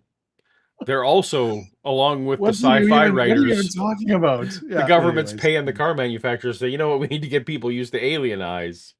Yeah. What if you made the headlights that shape? I also don't. So, as somebody who works in the automotive industry, I was gonna say a piece of trivia. You sell headlights for a living. This is bullshit. That's not true at all. There is some. I get what she's saying. The kind of rounded looking projector headlight that was starting to come in there, but in the 90s, still the vast majority of headlights were just square, like 4x6. Just your old school headlight. Not most, not many. What percentage of modern headlights are LED technology? Like from factory? Less than half still. It's still kind of a premium thing, but it's more every year. It's more and more. Okay. And the thing is, like I have LED headlights in my car, but I just bought LED bulb. When last time my bulbs burnt out, I just bought LED bulbs. Oh, I see. Okay. Plugged them in, right? So it's like, and they're lifetime warranty, but they just in like the other bulbs and plug in, much like LED lights for your house, right? Like, so that's also getting more and more people where they're like, well, I could, pay $30 for a set of headlights, or I could pay $80 and get LEDs that will last forever, right? And be brighter. Exactly. Yeah. But it's still well under half, I would say. I don't like the halogens, so I'm. Halogens have almost disappeared. It's very rare you see halogen lights anymore. Yeah, everyone who's doing has gone to LED. Yeah. Headlamps on the new cars. Now that you mention it, they have that almond, sort of an almond shape of the eyes that you see on the pictures of the Greys. It's true. It's true. And before long, we'll probably have a vehicle that looks just almost exactly like a Grey coming at you. I don't think it's any better than the Etzel, though. Although famously, if you want to big conspiracy it up, Gray is a very popular color of car now that it didn't used to be back then. Yep. Oh no way! But I thought they're just getting us used to seeing that shape. Right.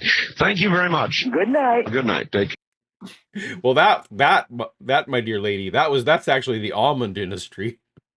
Yes. big almond. You too, huh? They were actually paying. They were paying the sci-fi writers to say, "Hey, can you make the eyes look like our product?" You find folks over at the X-Files? Yeah. We're gonna. That X-Files would have been on at this time Yeah. when we got back to sci-fi that was going on. This was late 90s was like a bit of a sci-fi renaissance, I would say. Certainly compared to we have a super chat, Dave. We do, from Timothy Harmon. I think you should read this one. I fell for a female alien. She had great headlights. It looked like almonds. Make of that what you will. But if that's what Timothy's into, that's what Timothy's into. And I'm all here for it. That's right. No shame.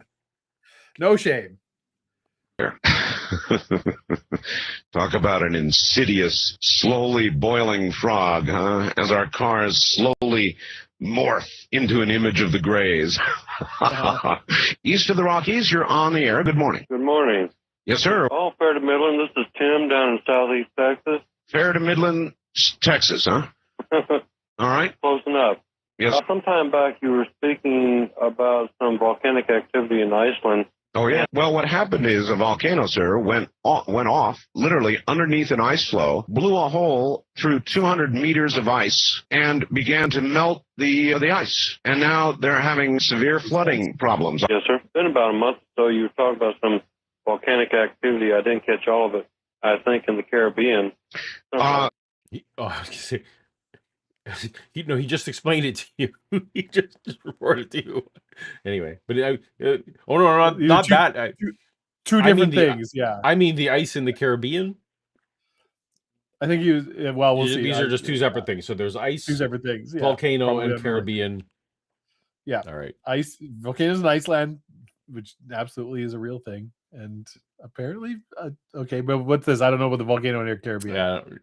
Montserrat is on red alert, getting ready to blow in the Caribbean. In addition, a new Hawaiian island about to be formed. It'll take some time, actually, but there's an underground volcano doing that. Well, so there's a lot going on. Has anybody done any study about a tsunami in the Caribbean or in the Gulf? Well, tsunamis anywhere, bad news, sir. Yes, but if the volcano blows out, that could be the cause of it. And I live on the coast. If it I'm really, a little bit worried about it. Yeah, if it really blew. I mean, he's not wrong. That would be very bad. If there was a massive... Look, first of all, is anyone tracking tsunamis? I was going to say, no, I do someone should track tsunamis. There are people who do actually. Well, I've actually thought about this, and and also, okay, I know volcanoes are bad for the people who live there, and the Caribbean people are going to be covered in lava, and that's very sad. But what if it causes a tsunami that affects me? I mean, so here's the thing, Paul.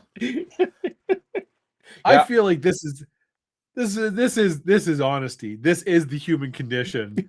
I mean, we all here, you and I intellectually know there's great tragedy happening all over the world right now. There's people suffering incredible hardship. Yep.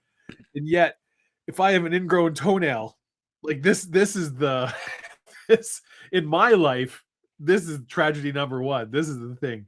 But that's not analogous. What would be analogous is, okay, I know those people are starving, but what if their lack of food makes my toenail worse? Is what he's saying. Well, and I think that is an honest reaction that most people would share, although most people won't say it out loud. He's just saying the quiet part out loud. It's fine whether I don't care if they suffer or not, but if it makes my life worse. I mean, I would rather they didn't, but whatever. But hey. And somehow in his head, the causal chain was, I bet volcanoes cause tsunamis. He's not wrong.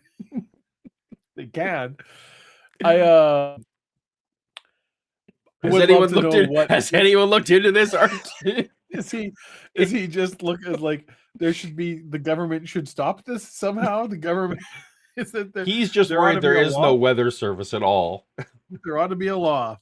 If that's all I'm saying. Yeah, someone ought to be telling these tsunamis. As far as I forget what his name was from Texas. Les from Texas. As far as he knows, tsunamis just hit and no one has forewarning. No one has forewarning. Yeah. Yep. There's no question about it. It could really cause some trouble, sure. I'm rather intrigued at the prospect of a new Hawaiian island. With the price of real estate in Hawaii the way it is, we ought to be down there with... I was like, yeah, that would really suck for the southern would- coast of the States if there was a tsunami generated in the Caribbean. Anyways, what about the Hawaiian Army? What if this? I'm assuming he's connecting this to if the volcanoes in Hawaii are spewing enough that it would be enough to form an Well, alternate island. He's not wrong. There is a new island forming in Hawaii. Yeah. So that's the connection he's making. Yeah. Yeah, but I don't think it'll be around in our lifetime. Did you see the new episodes of The Boys? No, I have not. All right. Well, season 5. If for anyone in the audience who has seen the new episodes of The Boys, will know that lava and volcanoes factor in a humorous and disgusting way. That was spoiled for me. I will say. I see. The rock guy and that whole thing, and Soldier Boy. That was all spoiled for me. Which I then immediately tore a strip off the person who's just like, "Hey, did you see blah blah blah blah blah?" I'm like, what? Why would you? Yeah, see, I asked the questions in the right order. I was like, look, yeah, because you're not a psychopath, right? Anyway, coworker, yeah. Some sort of a nuclear charge, trying to encourage that thing along. I mean, consider the worth of a new Hawaiian island. By the way, if there is a new Hawaiian island, is it automatically part of Hawaii, or would it be up for grabs? I wonder if anybody's thought about that. In other words, when this thing breaks water, what if some other country comes along and slams a flag down? Who's to say it automatically belongs to Hawaii and is part of the U.S.? Who's to say? As far as I know, the only islands are those we already know about that constitute Hawaii, which in fact is a state of this U.S., I do not know maritime and property laws well enough. International treaties. I feel like the U.S. and their very powerful Navy would have a lot to say about. Yeah. Yeah. Well, also, I'm pretty sure, isn't it like, I don't know, what is it, 50 miles, something? Like if it forms within the whatever range from a coast, right? Like countries don't just end. Right, international waters are a ways out. You're correct. Yeah, so I would feel like anything. So if the island forms within that, yeah, well then there's no question about it. And if it doesn't, like I said, I'm still pretty sure a couple aircraft carriers just park outside, and who's going to stop us? United States. The Japanese? I don't think so. They famously don't even know where Hawaii is. Yeah. But if there's a new island, west, it's like the question about wives. East of the Rockies, you're on the air. Well, hello, Art. Hello. You spooked me. I'm not used to it. I know. Hi, my name's Dave. I'm calling from Cape Girardeau, Missouri. Proud of it. Why not? You don't like Rush? Actually, no. That's just not my politics. I see. I think it's about time the government realizes the drug war ended a long time ago, and I think we lost. Well, I don't fully agree with that. In other words, I feel like something got lost there. Apparently the caller doesn't like Rush Limbaugh. I think, to be fair, a lot of people don't like Rush Limbaugh. And actually, at the time, Art and Rush would have been like among some of the biggest people on AM radio. So that would have been a thing to call in and taunt someone about. I like you better than Rush Limbaugh. Okay, all right, fair enough. Mm-hmm. I draw a line between marijuana and what comes beyond it. And I think the most intelligent thing we could do right now, since we're not going to get a change elsewhere, is to begin to tell the truth about marijuana and begin to have the law reflect the relative danger of marijuana. There is a certain danger to it, but it is a lot less dangerous than a lot of the other drugs out there. Yes, it is. Now, I wish I'd been able to get through to you on last Friday or Monday to get in a prediction. Do you recall if anybody got in any predictions related? Okay, so just before we move on to whatever. So, wait, he called in to say, I don't like Rush Limbaugh. Yeah. We've lost the war on drugs, therefore... What? Therefore...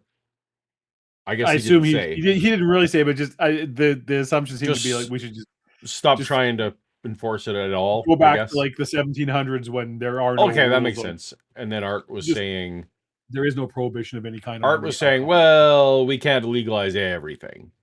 Yeah. Okay. Fair enough. And also, so Art was saying we can't, but so it seemed to be we shouldn't. We should. But then also was like, realistically, we're not even going to get, just try marijuana. Let's get marijuana Right. legalized. Let's have a more honest conversation about that. Because anything past that is just a hard no-go. Sure, yeah. Whether or not, you make whatever arguments about microdosing, whatever thing. Newsflash, 29 yeah. years later, you're still worried about the same thing. So Exactly, right? That's Art is right. Is like, well, I'll tell you what, before we try to like that's right. legalize opioids of all stripe, let's see if we can get old Mary Jane being sold legally in this country everywhere. Well, our country, it's fine. Our country, we can. Yep. Mm-hmm. Related to the internet. What would yours be? On the meth or the fentanyl. That they still you can't. Not fans of. Yeah, you need a prescription for that. You do. Well, not meth. This is my medical meth. Yeah. Doc says I need it. Doc says I need it. Prediction is that what with all the commercialization and the privatization of the internet, sometime in 1997, it's just going to collapse under its own weight. Oh. Prescient. This guy foresaw the collapse of the internet in 97. Wow, what a prophet. He saw. Sometime in 1997, the internet will go away. It was just a fad, as I was told often. Have you heard anything about the Mythos Claude model? I have. Paul? Yes. Have you been following this news? I have very much. And you? Wild. Oh yes, as somebody who is tangentially involved in cybersecurity measures and so that's something. Those who are unaware, and I will preface this by saying this could absolutely be, if you want to be a cynic, this could absolutely be the folks at Anthropic doing a marketing gimmick for themselves. It could absolutely be that. But essentially, the new coding model from Anthropic, they called Mythos. Mm-hmm. They started letting it do some things, and it started coming up on its own, finding security flaws in software. Well, it wasn't.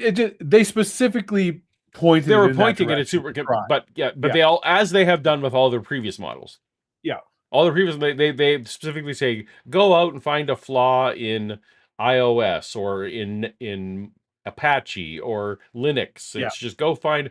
Anyway, turns out this one came back and found thousands. 27,000 is thousands of security flaws, some of which were like decades old security holes. Anyway, so rather than they said, well, maybe instead of releasing this, like maybe we'll call Apache, the good folks over at Microsoft and say, So they're letting all the major tech companies put patches on things. Yes. Before they release Mythos to the general folks, the bad actors, as it were.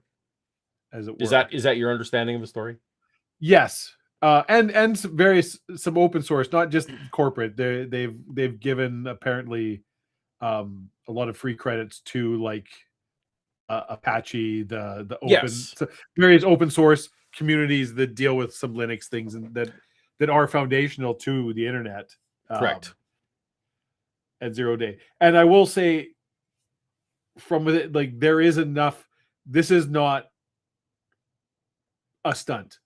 Whether now is the numbers that are reported there accurate, I don't know, but there is absolutely truth to this. Like so I believe there's truth to reaction and movements behind the scene. If you are in the cybersecurity communities where it's like, oh no, like clearly this has happened because the amount of patches and things that have all of a sudden started coming out and going like this. But also they didn't have to put out a press release. No. Right? No. So I feel like the press release was its own.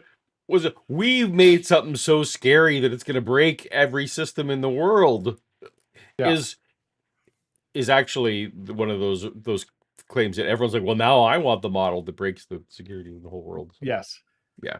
Anyway, I do applaud them for being at least whatever the motive was, at least being somewhat Yeah, what's because the word I'm there's looking been for? various AI things in the past where like, well, we can't release this; it's too powerful or too, Yeah, and you those know. are just People, been garbage. this seems very legit. Where we're like, yeah, no, that we actually can't. Like at this point, we can't Yeah. open this to the public because this is the things it's Anyway. finding are, and of course, it always begs the question: well, how many of these things that it's found?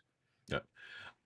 Has anyone found it before? Who knows? Well, I feel like the most important thing to come out of this is that all security patches that come out in the next, say, 3 or 4 months, people should do. Yes. Yeah. Yes. Yeah. Anyway, that's a big derail for our show. That's a big derail. IT talk with Paul and Dave. I have so much more. I don't think so, because it's growing. More bandwidth becoming available all the time. But I'm going to make my prediction. I predict the government wants control of the internet, and the way they will try and get it. That was actually making me laugh. Is the privatization of the internet. Yeah. All right. And the amount of bandwidth they thought. Yeah. Yeah. In 97. All right. One conspiratorial prediction for you. The way they're going to try to get it is by allowing the release of some sort of classified data that will appear on the internet. There will then be a national security reason to gain control over and regulate the internet. All right, east of... Well, the first thing happened, but the first part happened. The second... WikiLeaks still exists, but... Yeah. Rockies, you're on the air. Hi. Hi. Hello. How are you? Well, I'm all right. That's good to hear. How are you? I'm pretty good. All right. What's on your mind?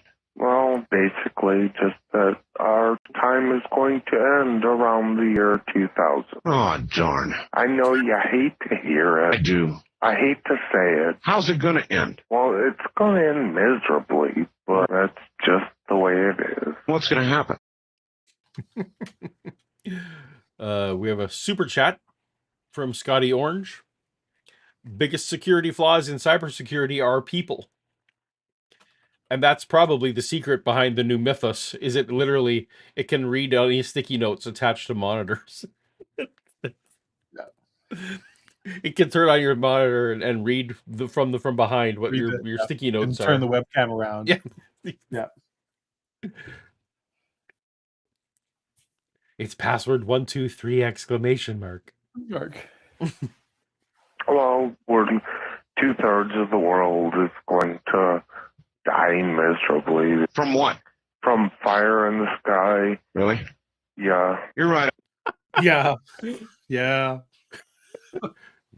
We're all gonna die. Yeah. Fire in the sky. I was literally thinking I was about to do an Eeyore. Yeah, it's a Johnny Cash. Yeah, we're gonna die. Yeah. Fire in the sky. 2/3 of us are gonna die. Fire in the sky. I like it either, but that's just the way it is. Mm-hmm. So, how do you plan to spend? Oh, part of one of my little control panels here, Dave. It tells me the viewership. We lost a few people talking about cybersecurity. Did we? Look, yeah, this is a passion of mine. This is important.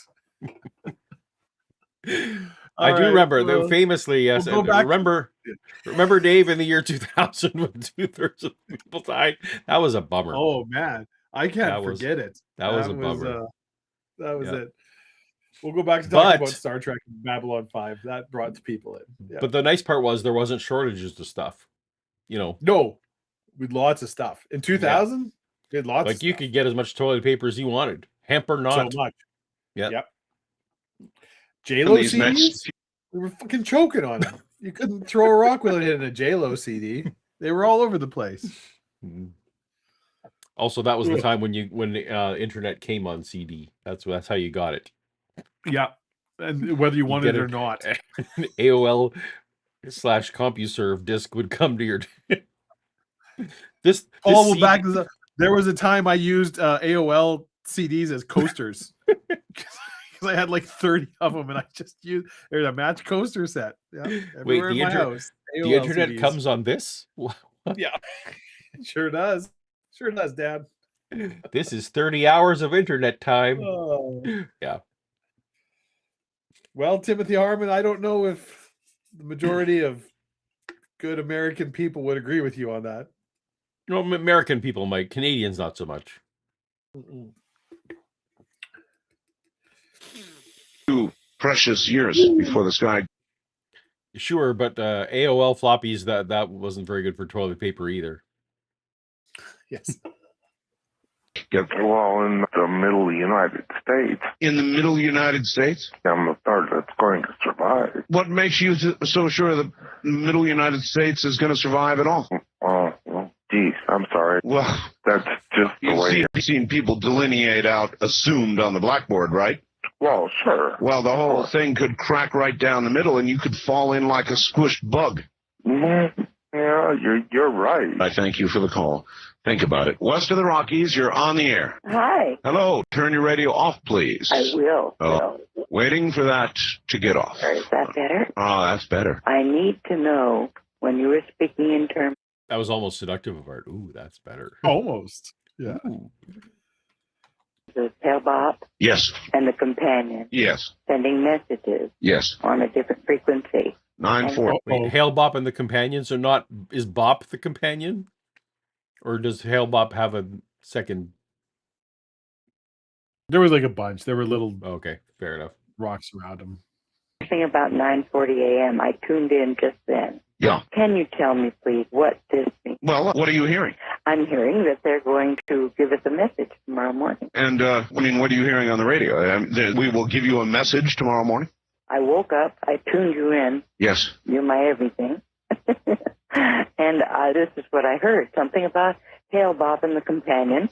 And then we went on to hear about Nikola Tesla. Nikola, somebody called about right. Nikola Something Tesla. about that, Mhm. and about water's effect on landmass. And I'm, by the way, We I'm missed, calling we from missed the Reddit. Nikola Tesla call, Paul. That's all the yeah.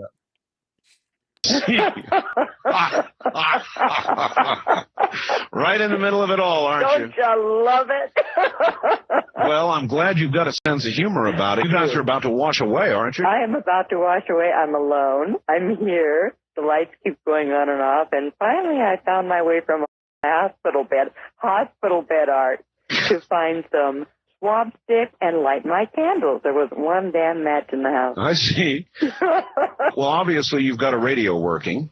Oh, yes, I do right now. It came back on. Yes, and But, you're able to hear 940, right? Yes, Yeah, and it's got what? It's got a very strange countdown going on, doesn't it? yes. Uh-huh. And I believe Oh, not Oh. 9:40 a.m. 9:40 the radio station. I heard for the 9 radio station. I heard 9:40 a.m. and thought 9 in So- the morning. Okay, so no, I actually heard that. So this is one of like the first 2 or 3 calls in the morning. We're getting back to the thing. This is one of the ones I heard. So this guy was calling. He's like, "Yeah, it's like I'm calling. It was somewhere in California. It's 9:40 a.m." He's like, "There's like this really ominous, loud, like countdown happening." And he's like, "Something's going on, Art. It's happening." And Art was like, "No, they're changing their format," because Art's an old radio guy, right? He's like, this radio station is changing their format, and this is a promotional stunt, Ah, right? Like, so the I countdown remember the countdown was changing from jazz to country light or rock or whatever. Yeah, The yeah. station- so this was just like but it was for days. And I remember see. there was a radio station in the city you and I. There was one point where they played just Simpsons quotes for like 2 weeks solid, nonstop, just Simpsons audio all the way through. So you could like tune in and just listen to like the best bits of the Simpsons. But the whole thing was it was changing from a country station to a rock station, Mm, and changing their call sign and things. And there's like CRT, there's rules about how you do Sure. that and go, and it's amazing. So this was just a promotional thing to get. Yes. So this is just a commercial free numbered counting down, and it was a go. But this caller was absolutely convinced that this is no, like That this a is bad going down actor to and some- somebody's hijacked. And Art was like, no, this happens all the time. It's a Okay. promotional thing. gotcha. And he's like, if you wanted to like secretly pronounce things, you wouldn't take over a local AM radio station that everybody knows. Like, that's the worst spy. Right. Yeah. Because it's like a literal building in your town that you can go to and check out if everybody knows what 9:40 a.m. in Sacramento is. And yeah, you're not gonna. Anyways, it was a fun fact. So that was what she's referring to. This is the thing that happened. Yeah, before. I that makes sense now. Now the call makes And sense. it was one of the ones where Art was actively. He's like, no, it's not anything weird to go. It's just this is a thing radio stations do. It's just a promotional gimmick. It's not a big deal. Don't freak out about it. Yeah. That Now, I would be the last. someone's coming to visit. Guess who's coming to dinner? Guess who's going to dinner? I love you so much. I really do. Thank you very These two need to get a room. Yeah. Well, I think more her. But yes. This lady wants to Yeah. bed. I don't know if you're. She you wants heard to Paul, put Art but, into her bamboo sheets. Yeah. Art's her everything. Yeah. much for the call, and hang Oh, loose Paul, and you have, ready. you have a new fan. Look at that. We have I don't know, I think the natural way to read this would be the Queen Bitch Jane. That's what I would say. If you're gonna be the bitch, be the queen bitch. That's what I say. Right. Welcome, QBJ. Better than being a basic bitch. Am I right? That's right. You want some extras. you want some add-ons. Yeah, absolutely. Yeah. There are some things just too good not to take advantage of. Wildcard line, you're Ooh, Wait, there you what? go, Art. Is Art's gonna go find this last Art's caller? Art's gonna get him some apparently. Yeah. Going on the road next week. Yeah. on the air. Hello. Hey, Art, how you doing? I'm This doing is all right. genetically submutated human star being abandoned for being non-usable to the ETs, at least as far as I've been told. Tony from Las Vegas. Well, I'd have said that to you, Tony, if you'd just asked. Hey, it looks like my prediction is coming true about the meteor shower and it being broadcast first. This thing about the asteroids, it is true. Well, and I told you the other, mine's number 28. And already your prediction is seemingly Already true. Well, Well, it's not true, but it might. Oh, I know the context of this. Yeah. Okay. Because we were looking at New Year's Day shows. Yes. And Art would do you would call in and make predict predictions. something for the year, and this caller is saying, and the reason why the strikes because Art would number them.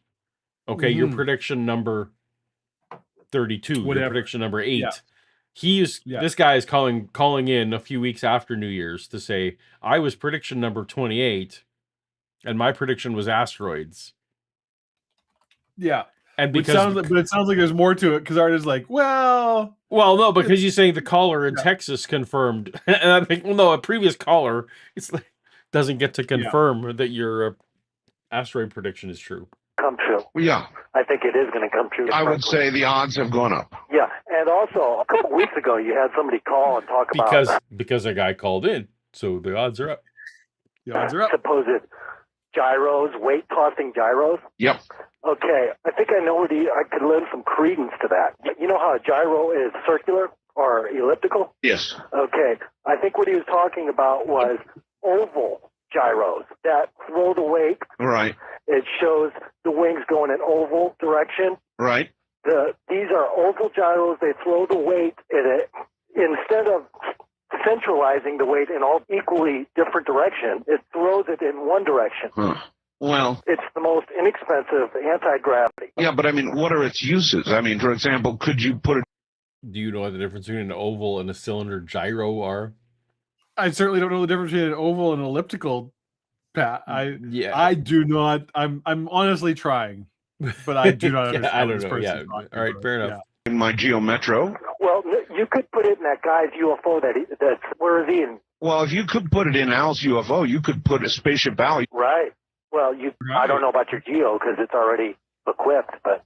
Yeah, but I mean, you pull the engine. That's true, but it's still you'd have to retrofit it, and it wouldn't be easy. I'm willing to try. I mean, if you've got something that'll work. Hey, if you want to read that prediction 28 back over Too late, sir. It's sealed in the vault. Okay. Right. I was the first one. There's a whole bunch of asteroids out there, and apparently they have changed their orbits. Some scientists are saying may be on Earth crossing orbits. Now that doesn't mean they're going to hit Earth. It means if the Earth is in the wrong place at the right time, it could happen. You know, NBC's got a new movie called Asteroid coming out in February. I'm getting a little sick of life imitating art. How about the rest of you? You're on the air. Hi. Take you a minute. That would have been a great slogan for his show. Light imitates art. Art, yes. Art Bell. Yeah. Ooh, I could go for an oval gyro right now. Some lamb. Oh man, Paul. Now I'm shit. Now I'm hungry. This is just. Yeah, but I can't go eating late night donaires and pizza. I got the blood pressure. I was going to say because no you got more of the salty snacks at your town has the Uber Eats and the Skip the Dishes and the. I don't. I'm not a fan of Uber Eats or Skip the Dishes. I'm not either. I refuse to pay, $40 for a freaking quarter pounder with cheese and fries and a drink. right. Yeah. Agree. I'm lazy, but I'm not that lazy. I can make a grilled cheese. It's not that hard. Or drive to Burger King. Or drive to Burger King or McDonald's. Right. Yeah. Yeah. Yeah. I can pick up a pizza. It's not that hard. In California. Although, we as in the state we are currently in, we would never drive. No. To be clear. That I can't. But I could still make a grilled cheese. Yes. That's still a thing. Oh, here she is. How come you always say that? It's like you're going to explode or something. Well, I don't know. Oh, my God, what's next? Yeah. Oh, I really can't believe that you're actually a football fan because, there's no explosions in football. Have you never seen a receiver running down, a receiver jumping into the air when there are two defenders about to crash into him and turn him into a human sandwich? That's but I'm always looking at the tight pants. What? U.S. government cover-ups. Oh, yeah, but they never end. World Trade Organization, Yep. Liberals being the root of all evil. Yep. Let's talk about something else. I'll tell you a secret. Oh, okay. I was just made a... Is this call in and flirt with Art Night? Is that what's happening? Yes. On the... I mean, if you had a chance, right? It's true. It's true. I missed my chance. Charter member of the Trilateral Commission. Oh, wow. So now we have somebody on our side who can, tell us all the secret things that they're doing to Brainwell. They saw my appearance on Dark Skies where I played William Paley, and they liked it so much they invited me. Wow. And, of course, you joined. Of course. Well, you don't think I want to help rule the world? Come on. Yeah. I get to hobnob with Peter Jennings and people like that, deciding the fate of the little guy, huh? That's his... Art's like, who do I think is most likely in the Illuminati?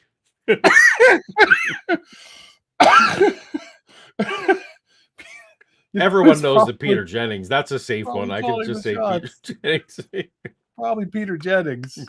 I mean, it makes a lot of sense if you think about it. I mean, that was practically confirmed.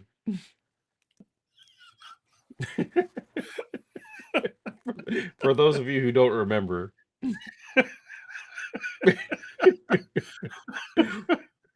News anchor Peter Jennings. Wait. He wasn't Chandler's dad, was he? Who? Oh man, I don't know. One of these Canadian/American news anchors was Matthew. Was it Peter Mansbridge? Perry's I forget. Anyway. But yes, no, Peter Jennings was he's just a news guy. Yeah. He's running the Illuminati. They're going to do things to brainwash us and get our money from us and overtax us. In other words, it'll be business as usual. Uh-huh. Yep. Hey, if men can have more than one wife, or, possibly, I want women to have more than one husband. Oh, well, it would be in this day of equal rights a given. That's right. In other words, you want more than by Kathleen Turner. What? Matthew Perry's dad. Oh, No, I'm talking about. I'm literally talking about the actor's dad. Not the okay. Fair enough. Yeah. Okay. I have no idea who Matthew Perry's dad is. Oh, John Benet Perry, who was. Oh, he was an actor, not a news. I thought he was a news guy. All right, but he was a Canadian American anyway. But he was also a member of the Phi Sigma Kappa fraternity at St. Louis University. So there you go. Two-income family. That's right. I'd be like having a 4-income family. If you're an extra in the crowd scene, tomorrow belongs to me. And then, so in the 1972 film Cabaret, it's pretty good. He also portrayed the clean-shaven sailor in quotes in the Old Spice commercials of the 1970s and 80s. Well, there you go. So he's doing all right. Good for him. Right. We have lots of dependents. And this is a good point. Why would they are there any Canadians on the Illuminati? That doesn't seem like a place where they would invite Canadians. Yeah. Peter Jennings. I'm sure. Actually, women outlive. Paul. That's the thing. Who are you gonna put on it? Americans? Come on. Men. They inherit men's money, and most of the money is in the hands, and real estate is in the hands of women. Did you know that? No, I didn't. But listen. That's true. Is that a flashback to the other call where people are having many wives so that you could rack up free houses? I feel like that's not accurate. Yeah. Secret. You're not supposed to tell anybody. Well, it's no big secret to me. We try not to talk about it because we like to let our men think that they're in charge. Well, I know. Okay? I know. So let's not talk about that anymore. Very sad. This is definitely calling in Flirt with Art Night. Yeah, absolutely. Yeah. Fun fact, if you want to know about the Canadian Illuminati, just look up the Maple Mafia. It's a real thing. Just Google it. Have a little fun. Look at that. Yeah. Actually. Yeah, okay. Just so long as you know who's really wearing the pants in the world. Yeah, all right, thanks. You can see it. Women giving each other a knowing nod, a little smile at the corner of the mouth, a quick wink of the eye when they don't think men are watching. Oh, no, I know, and they know that I know. Robert, you've made the first mistake. Do you mean the maple syrup mafia? Or the maple mafia? Okay. Yeah. It's similar to the Kit Kat heist. Not really at all, no. You can't use your last... They stole syrup. Oh, that, yes. Yeah. It's not the same in that nobody gives a fuck about Kit Kats. But maple syrup... You are not watching the same... Everyone who wants to be distracted by the real news is talking about the Kit Kat heist. The Kit Kat heist? I have seen it float across my... That's what... Basically, I think that someone did that literally, just like, can we talk about anything else? Literally, someone steals some Kit Kats. It's like, fine.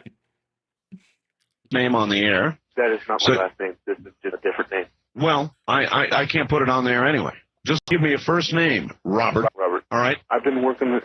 Give me your first name, Robert.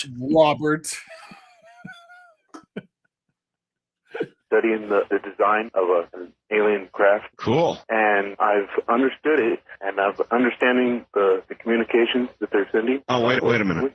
Who's sending? Well, Are you talking about the signal on 940? Yes, Hale-Bopp. I see. The way that they're communicating. Okay. Yep. Okay. So he's talking about the radio signal. He's been studying the radio station. Because he's something about he's examined alien craft or knows what alien craft. He in the past, that's his CV includes such things as cracking alien communication strategies. Pretty good. And how UFOs steer. So yeah. Oh my goodness. Is by static electricity charges. Really? That way, Listen, do you want to hold on during the break here? Sure. I got a telescope for Christmas, and I have been salivating to use this telescope, and since Christmas, I have not had one... I mean, here I am in the desert. prime viewing country, and I have not had one day of clear skies with which to try and view even the moon. It's really depressing. I go out every few hours and I look at the sky, and it's totally cloudy out there. Totally cloudy. So it's depressing. You'd think somebody who could get into the Trilateral Commission could get a clear night, but no. You're on the air. Art, this is David from Kentucky. Yes, sir. How are you doing? I'm doing fine. I love your show, man. Thank you. What was the guy talking about? I think he knows, but I don't know. Well, I've got one question for you. I want to know, what's your IQ? What do you think it is? Oh, gosh, I don't know. I mean, you're a very, very intelligent person. So I warmer, guess the last time you probably checked it was when. higher than the average room temperature. And what's the meaning of life? I do know the answer to that. Women. The answer is women. Well, only two good thoughts in this world, right? Women and I guess money. And has that perfect 10, has she ever sent you a picture of her? Or what? Oh, yes. And she. Oh my gosh. This is really, we're just going all, there you go. That was a different time, Paul. Different time. It was a different so how time. did he started out saying, Art, what's your IQ? Yep. Uh-huh. And then what's the meaning of, then Art didn't answer, so he said, what's the meaning of life? Art said higher than the average room temperature. Higher than the average room temperature, sure. Yeah. So then he went on to what's the meaning of life? Art says women. Yeah. And now he's like, you can tell me, Art. Do any of the ladies send you photos? This is the spiciest episode of Art Bell I've ever heard. There's nothing but ladies calling in, throwing themselves at him. Yeah. I think this person is also flirting with Art. I mean, or trying to get him to send some of those pictures this way. That's right. Hey, so can you put some of them on the website? Are any of your callers goers, huh? Hey, huh? Wink, wink, nudge, nudge. Hey, do they go? Huh? They go. Huh? You know, are they into photography? Hey, click, click, wink, wink, nudge, nudge. Hey, say no more. Say no more. Sounds great. Uh-huh. I hope she, I asked her if I could put it on the webpage. She said no. She looks as good as she sounds. I have found that women, more than anything, are, their looks. It's so subjective. So totally subjective. You asked about the meaning of life, and that clearly is the meaning of life. Women are the meaning of life. Now, if there were no women, it would not be worth living, would it? Without women, life really, really would not be worth living, would it? All right, so moving on now. First time caller line. Okay. Did Art pull in the day? I don't. What was? I don't know. Was that a thing? Not that anything I've ever read or seen. No, as far as I knew, he was married for a very long time until his first wife passed away, regrettably, and then he did remarry after. But by all accounts, was incredibly devoted to his wife and also both lives. Yeah. But also, in the meantime, like a huge isolationist, like didn't go to Yeah. conventions. Oh, yeah. He didn't go where people were. Lived in a trailer in the desert. He was not a go out into. But he knows play up to the crowd. Exactly. Yeah. Timothy Harmon wants to say thanks for the Python. Oh, anytime. I'm assuming he means some kind of computer script that you sent him. Yeah, I sent him a little help. Well, don't tell anyone, but I actually had Claude write it. Oh, a .py file that you sent him. Yeah. Sure, that's what the thing that happens. Yeah. On the air. Hey, how you doing? I'm doing. All right. I was just listening, and I didn't really hear all about Tell me, it. Paul. All about what is your favorite piece of Monty Python media? Single sketch or of Monty Python media? Yeah, I guess we'll say like sketch or bit. Like you can't choose Quest of Holy Grail, but you could choose, the fight with the Black Knight or a sketch from the show. Right. Or Okay. like a sketch or whatever. Right.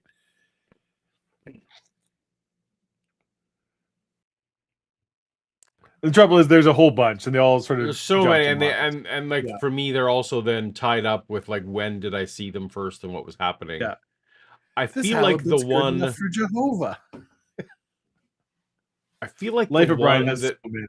Yeah. that the first time I saw it, So some of them grow on you, right? Like Life of Brian right now, if you had to say like what's like I love Life of Brian, but it grew on me like it was over time.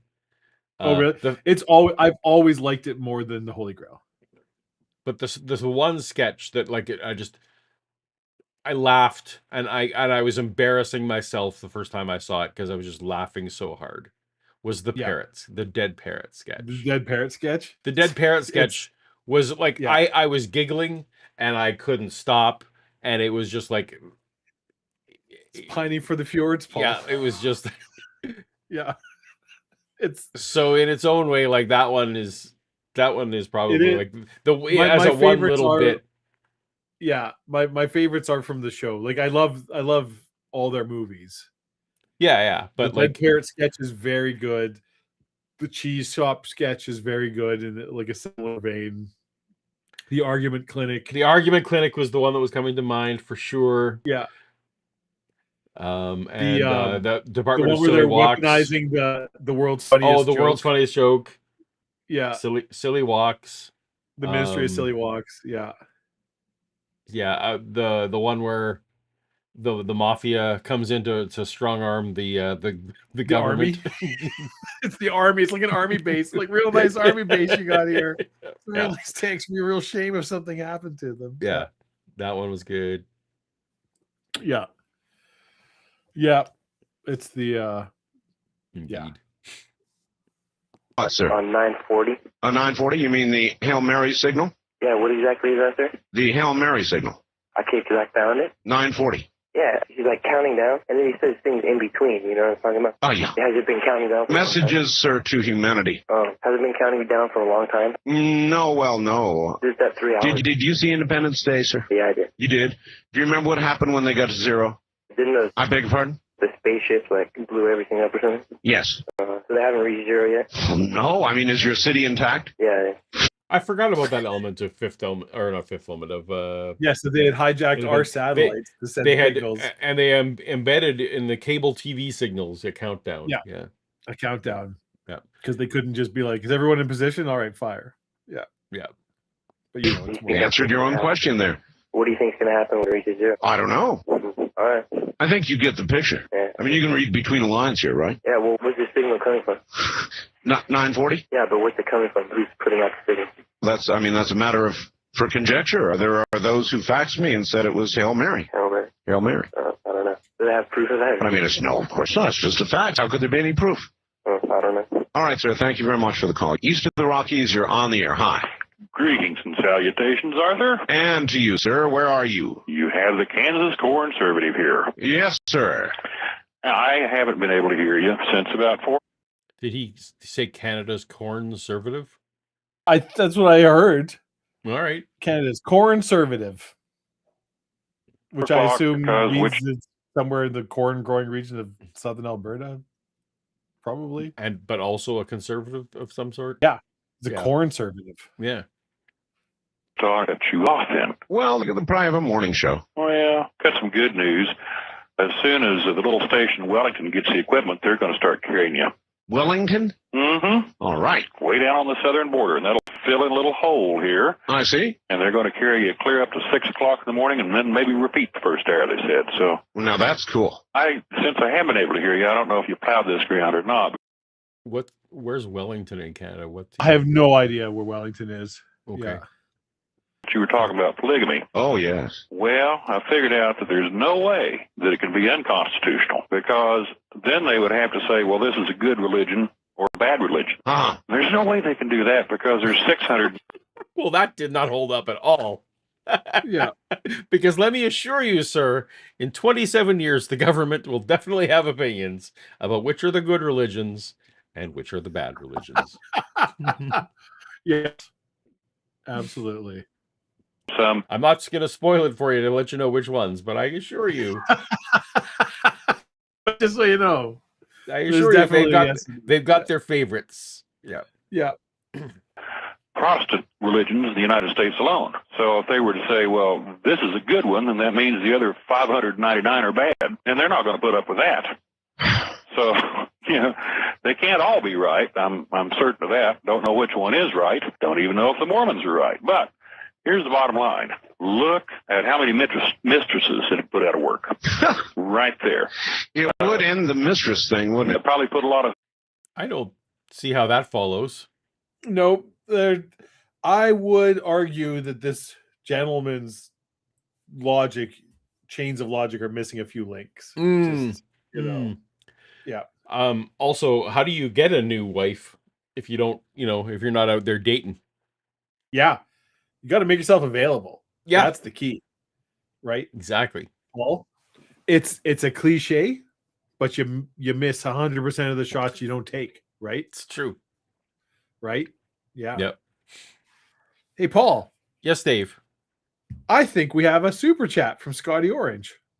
Yes, it's on the screen. Scotty says, remember that Python sketch about cybersecurity? I remember that Python script about cybersecurity. You and I went the same way. Can't say I remember the Python sketch as much. No, as much. Thank you so much, Scotty. But we appreciate the $2 and your passion for cybersecurity.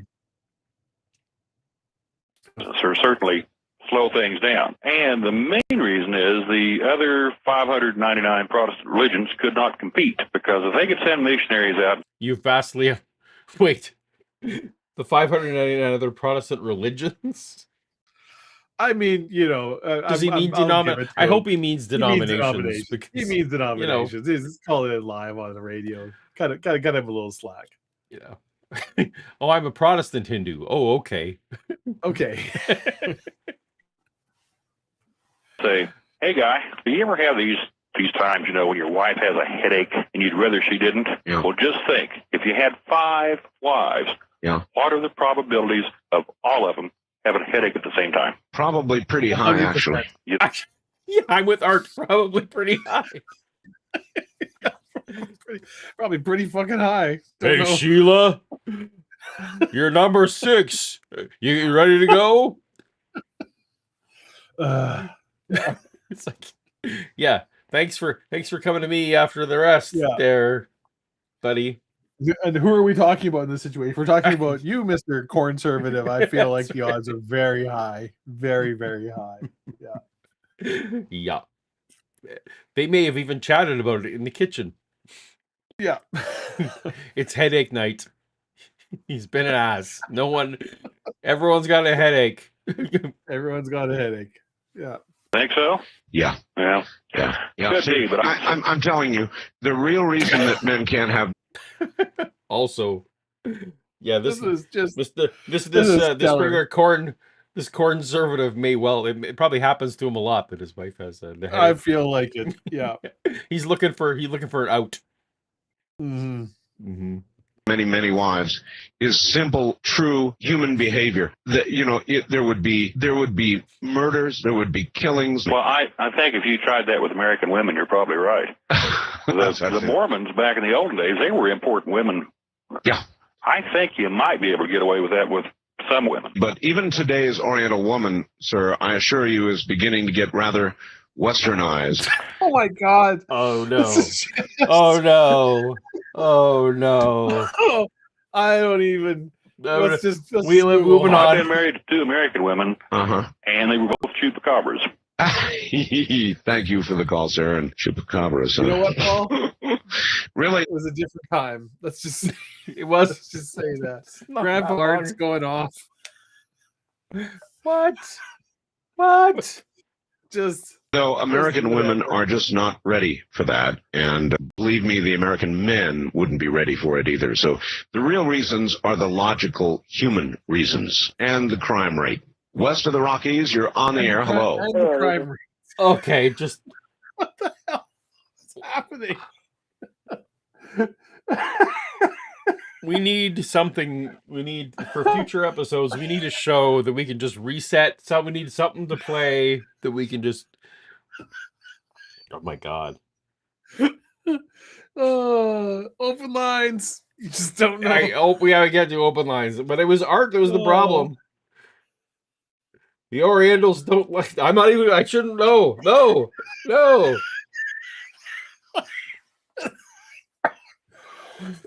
They're just gonna clip it, Paul. Don't say it. Don't say anything. Also, the American women aren't Ugh. ready for it. It's like, well, And is neither that are the American is that the men. direction we're headed, Art? It's just a matter of time.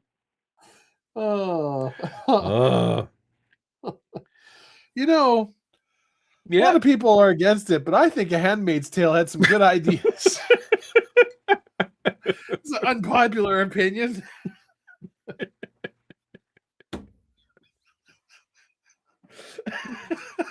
Whew.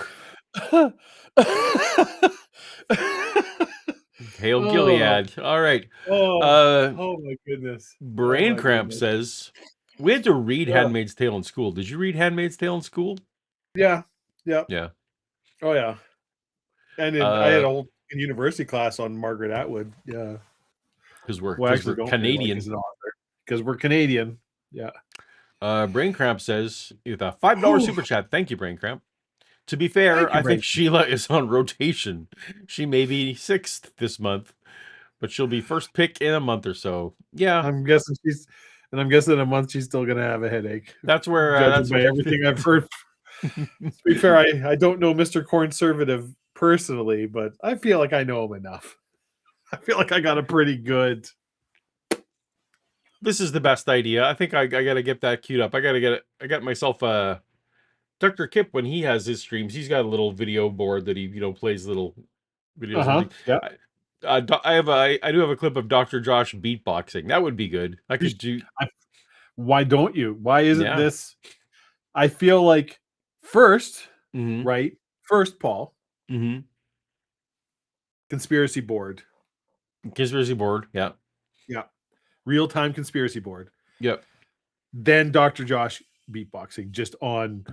Well, I think we need that when you hit your stream deck, that's for like a reset. It's like, you know what, this is too much happening. We need some wholesome goodness of All right. Oh wow! Welcome to Toast to Toast for this week. Welcome here. Yeah, we're glad you're all decided to just tune in right now because nothing's happened. That's right. Just starting, and we certainly aren't talking about Oriental women or American women or any other kind of women and rotations and anything like that.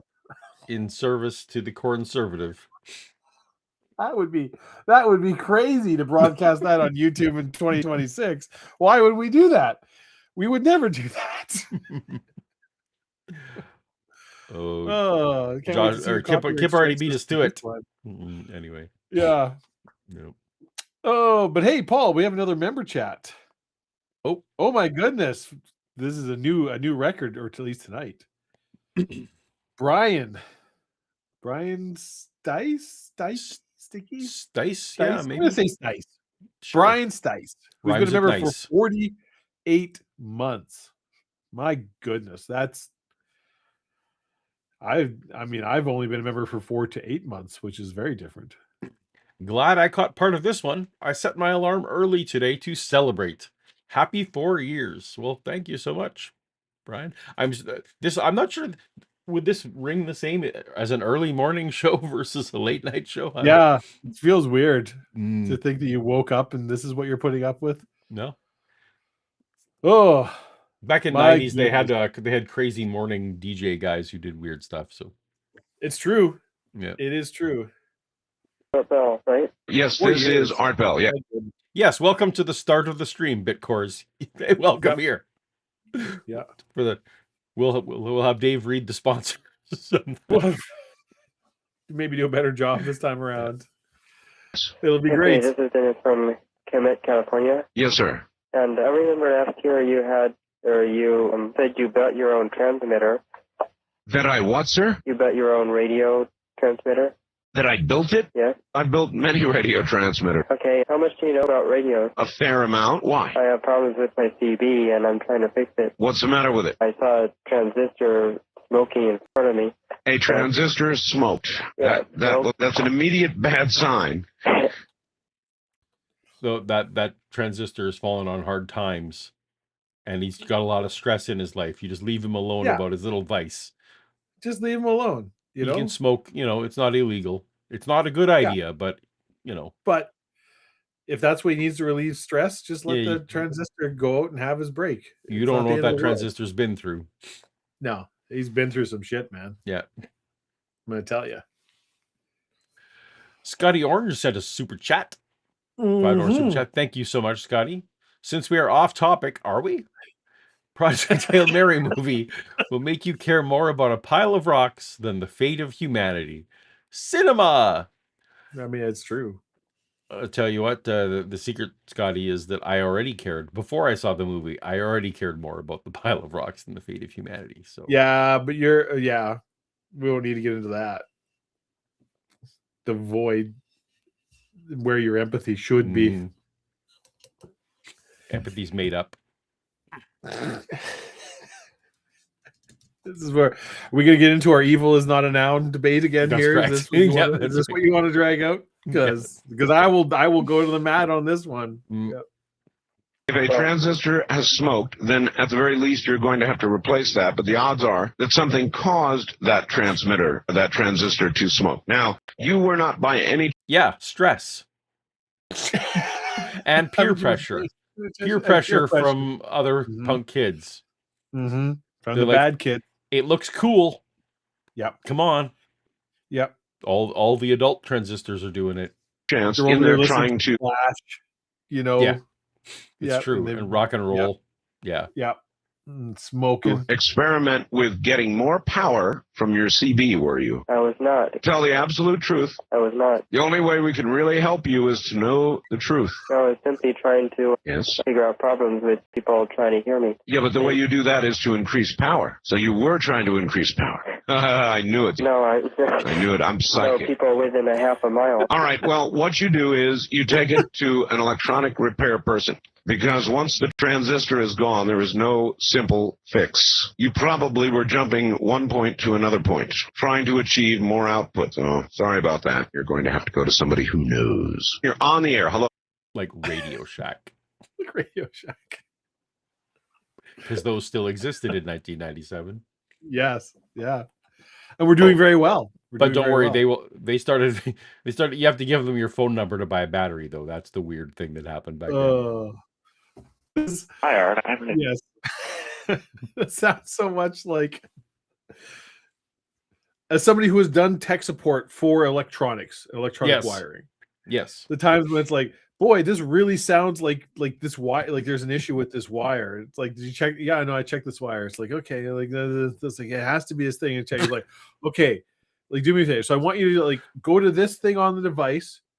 Like, okay, there's a brown wire with a white tracer. Yeah, it's like, I want you to like follow it. Tell me where is that hooked up to. It's like, oh well, it's not. Oh, okay. So like when you told me you checked this before and it was fine, you were just lying. You didn't actually check. No. Okay, cool. So the last hour and a half of us we troubleshooting this whole was all wrong because the very first thing I said is actually the correct thing. And yeah, good. Thank you very much. Anyways, there's your problem. Can figure it out. So many hours of my life, Paul. That is, well, as you know, part of my time when I was in Calgary, I shared an office with an IT company. Yes. I was working on my software projects and / YouTube part time, and I was pulling my hair out. I'm like, the other people, I could only hear half the conversation. But yeah, it's terrible. It's a whole thing. Kind of question. All right. I've noticed that you kind of laughingly have referred to the Trilateral Commission a few times this evening. I wasn't laughing. Well, a few years ago. I would never laugh at an organization that has invited me to be part of their esteemed body. I had something really interesting happen. Trilateral Commission? What is that? Don't know. Yeah. Is that the Illuminati? Could be. Well, probably not. If they're inviting Art in. Trilateral Commission. What do we got here? What do you got? A non-governmental, policy-oriented discussion, not in the bad way, policy-oriented discussion group founded in 1973 by David Rockefeller. All right. All right. To foster and say the next name. No. Say the next name, Paul. Who else founded it with David Rockefeller? Zabrinu. Wait, what I got here? There's no R in there. Zabig new. This is just his screen name on YouTube. Brzezinski. To foster closer cooperation between North America, Western Europe, and Asia Pacific.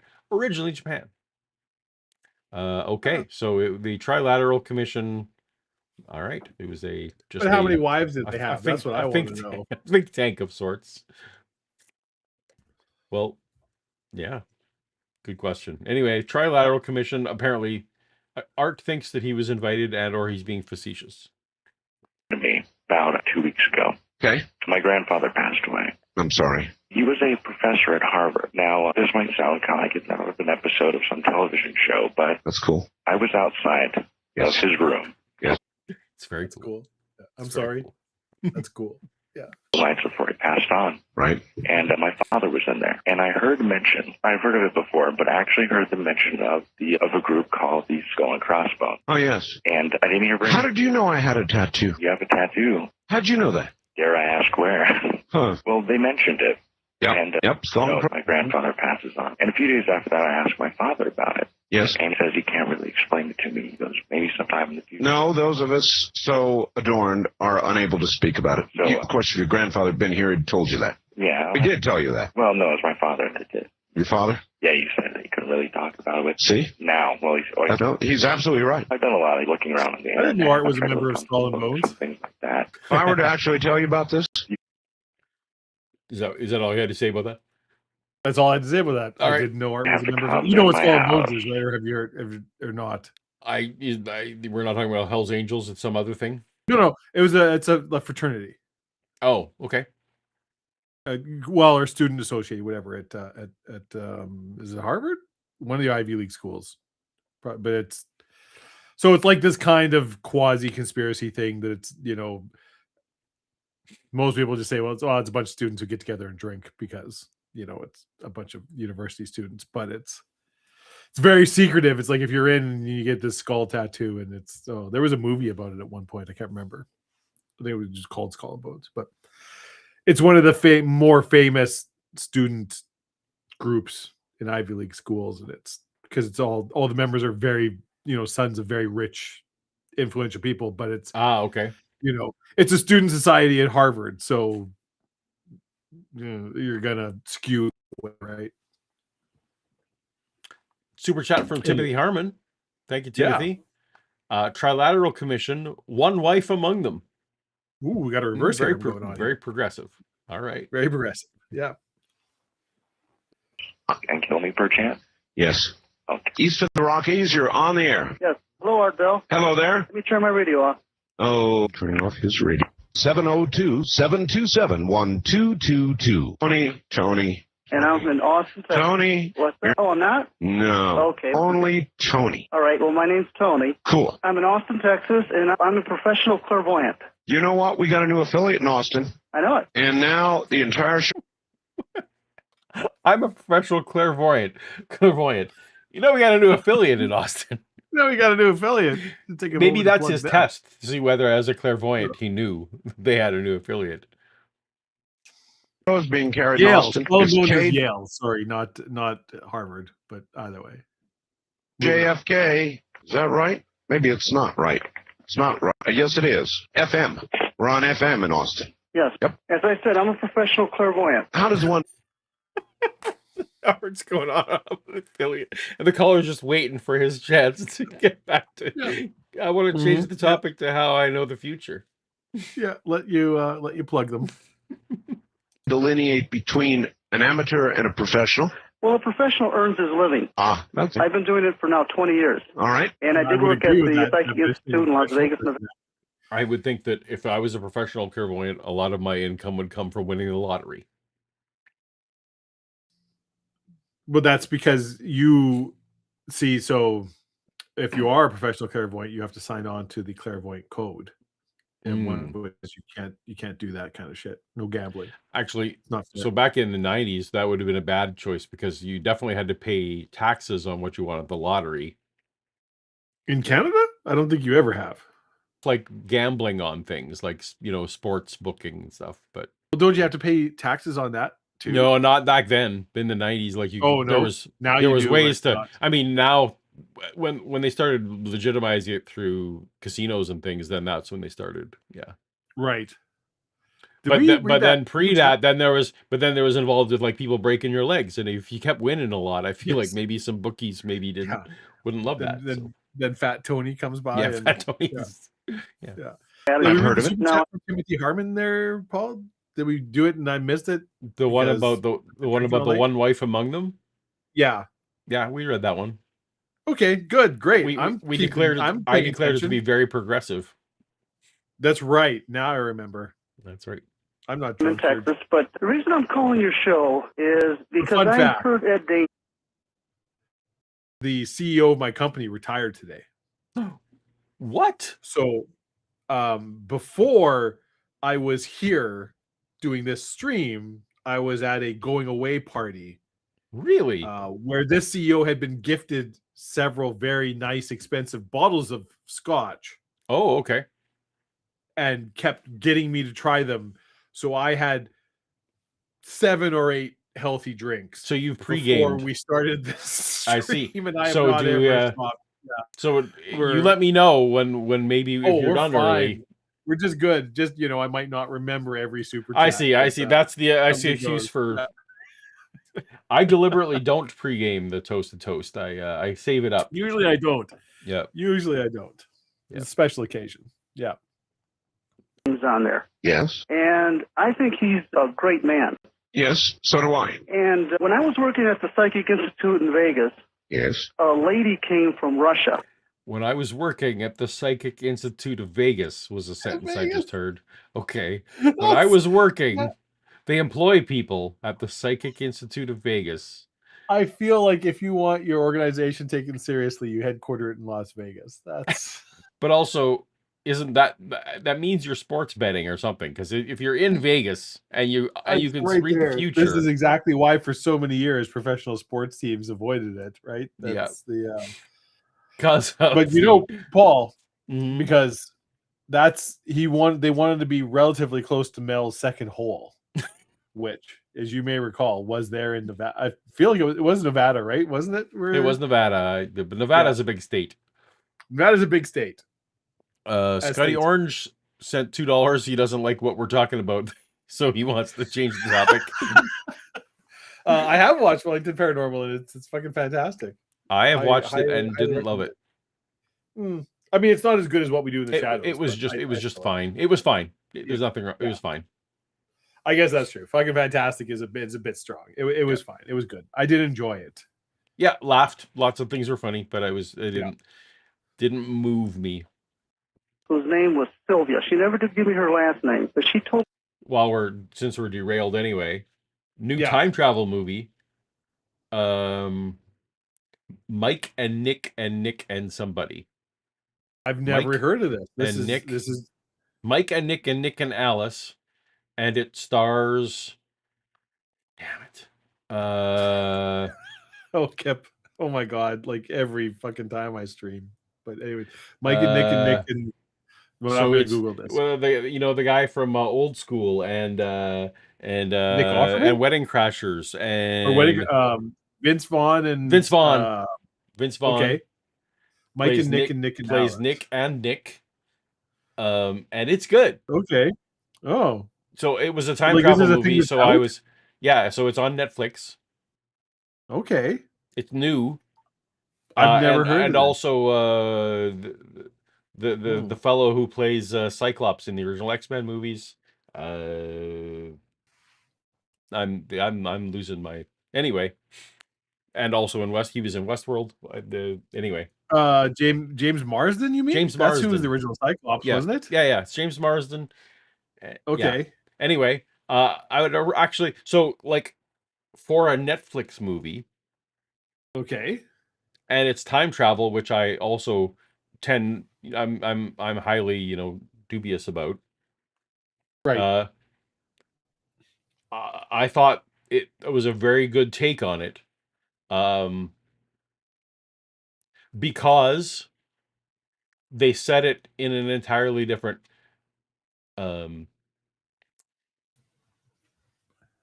they gave the people a very different mission than you normally get. And it was also, none of the people understood the time travel stuff, so they didn't try. And that was the best, because they didn't have to come up with all kinds of weird stuff. Okay. Anyway, I liked it. If you like Vince Vaughn, anyway, put it on your list. I do like Vince Vaughn. If you're like me and you must, just by contractual obligation, watch all time travel films, it's not bad. Have we talked about have fun, good luck, have fun, we don't talked die? about it a little bit. Or no, you hadn't. I saw it, but you hadn't last time. And so I have now. Okay. Yeah. So like, not as good as Moon, obviously, like his performance. Not as good as many movies I've seen. Yeah. Yeah, it's not Sam Rockwell's like top, but if you like him, he's great in it. He's still great in it. A lot of that movie is leaning really heavily on Sam Rockwell's charisma. Yes, I agree. I did not love it. I'll just say that. It was fine. It was also fine. That one, I felt like they literally were just like stealing ideas from other movies. Yes. Everything. I'm like, I've seen other movies do this better. Yeah. Every sort of thing in this. Yeah. It was almost like you'll be able to, if someone wanted to take the script and do a literary analysis, you could literally find, okay, this part of the script came from Terminator, and this part of the script came from this other movie, and this part of yeah. Anyway, so I think you will like Nick. I think you'll like Nick and whatever. I think you'll like it better. I have thrown it into with the high seas. Don't set your hopes on don't set your hopes like giantly high, but it's a good watch. We'll let Overseer find that overnight watch. Yeah. Tomorrow morning I'll watch I understood what you meant. Yeah.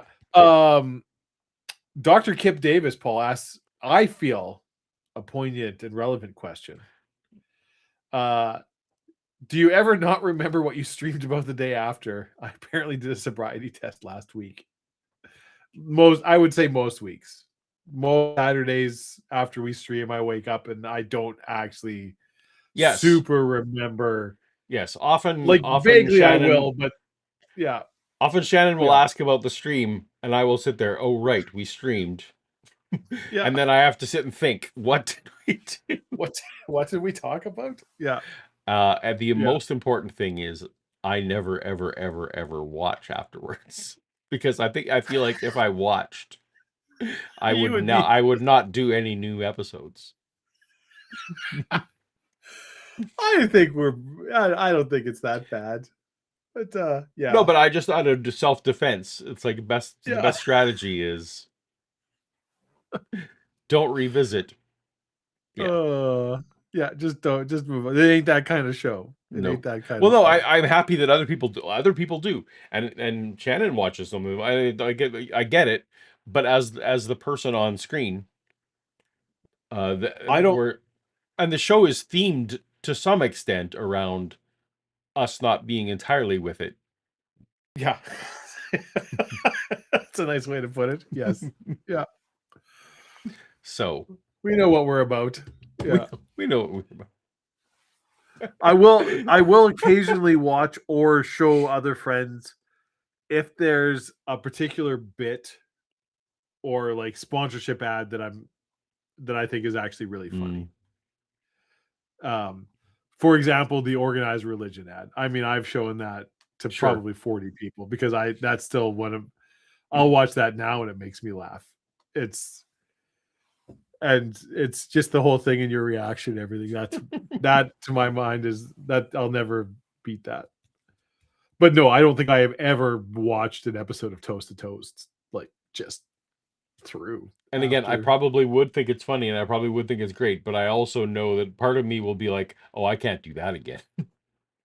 If it was two other people that weren't like you and me and you were just watching. You'd probably be like Art Bell talking. This is great. This is hilarious. Yeah. Viewing. What were we Except that, of talking course, about? they Oh, use yeah, this guy. Yeah. natural psychic. Uh-huh. All right? Yes. And that's when I started to get involved with the fact that the government, both the U.S. government and the Russian government, were using both natural clairvoyance and technical remote viewers. Right. Now, I think you're a believer. In remote viewing? Okay. Now, just cut me off whenever you feel that you should. But all right, that'll do it right there. No, I'm just kidding. Go ahead. Well played, Art. Well played. Because he literally just stepped on Art 2-3 seconds later. Yeah. I'm going to cut you off to tell you that you can cut me off. You have something important. Get it. Here's the most important thing. 97 is going to be the year that the large quakes begin in California. So it is said. Now, you can talk to a lot of people that I have done readings for, and I have never said any other year except for 97. Yeah. I have always seen 97. 97 and 98 are the 2 years that is going to really demolish California. Demolish it. I remember moving to California in 1999. Do you remember in 1998 when California famously just was like fell off the coast? They rebuilt it. I don't, but they rebuilt it very quickly for when I moved there in 1999. Well, it was a different. People were able to get things done. There wasn't so much bureaucratic red tape back in those days. Yeah. Demolish it. That's going to take quite a quake. Well, there's going to be 3 gigantic. Art had. There's so many coast to coast episodes about remote viewing. That we haven't ever really dipped our toes in those waters, but fuck, there's so many of them. So many. We might have to at some point. And the first one is really going to hit. Because it's just have we done no remote viewing episodes? No, we did one once where it was remote viewing and he'd seen the devil. And it's one of our earlier episodes, and I don't remember exactly. I couldn't say when or when, but we did. We did one.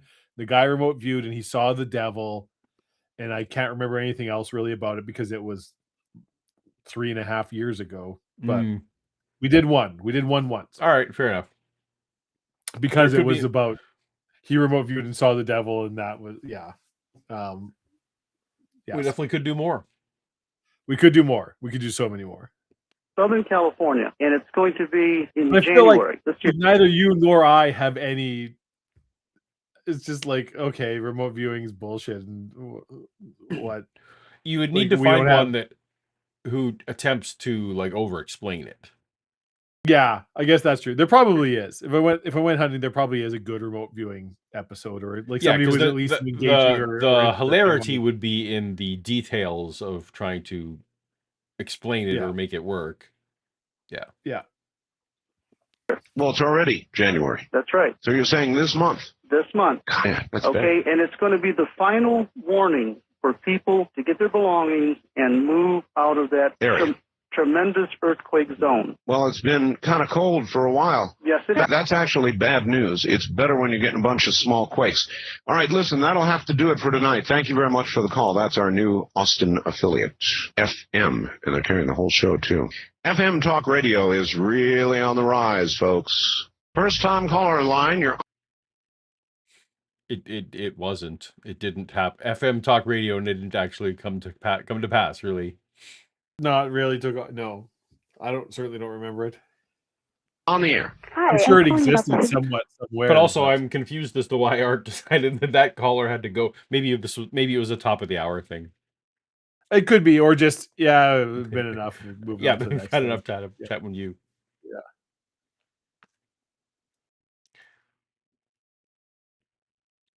Oh, Scotty Orange has opinions. Indeed. Spoiler alert, but there isn't any time travel in Good Luck, Have Fun, Don't Die. It is a genius film making fun of AI-generated content. Watch again. So, don't... Yeah, I think that's the conversation they want you to have when you're leaving the theater. And I will leave it at that. That movie's too fresh to have that conversation on this show, in my opinion. Fair enough. Maybe I do. Maybe I need to give it 6 months and then watch it again. And maybe that's certainly there's been movies in the past that Do you not I've come know? back. Do you not know why he's saying that? And don't. I mean, I get. Well, I mean, other than just the content of the movie and what's kind of going, is there actually AI generated content within that movie? Which is if that's true, I didn't know that. No. Okay. I think the people who made the movie thought that they were doing a Sixth Sense kind of a thing. Right. That's all. Oh, okay. I get it. I get what you're. Yeah. Okay. I think I was. Yeah. That's the conversation you're supposed to have, I think, when you're leaving. So yeah. Anyway. Yeah. We could talk quite a bit about it and start digging into it. Indeed. Brain Cramp my emotions were tied up in it. I was on whatever. So it might very well be if I go back to that movie in a little bit, it will strike me in a different way. But Paul, you were saying. Well, I was just saying Brain Cramp sent a super chat. Yes. Any movie I watch from this time on will involve time travel merely by the fact that I'm there watching it. It's true. Well, it is that that 1-to-1 time travel that we're. I figured it out. I patented it. I should sue all you sons of bitches. Oh, 940? What's your favorite time travel movie of all time, Paul?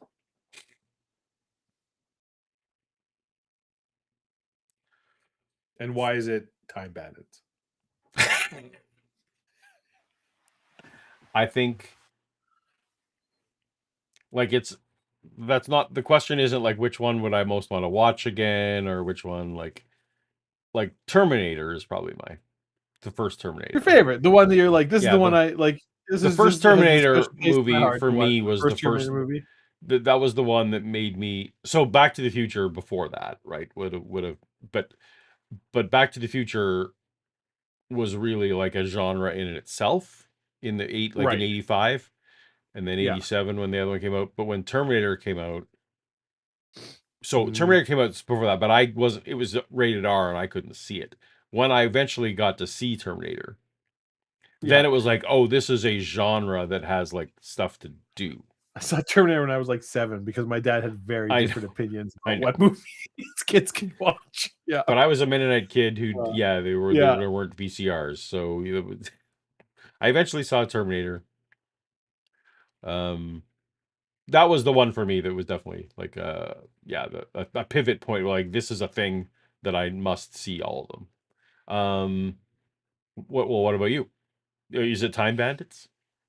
I do honestly really love Time Bandits, and I've seen it many times.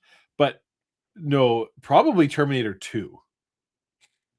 Well, Terminator 2 is the better movie, but the life change happened with Terminator 1. So and for me, Terminator 2, the movie, and also just the fact it's like, well, and that really brought home that it's they didn't invent the idea, but the idea is like, oh yeah, and by doing this, we, and then the chips and we create Sky, like the whole thing. Terminator 1 had it too. Terminator 2 had it, but just the idea that like doing this thing to prevent this thing is what causes this thing.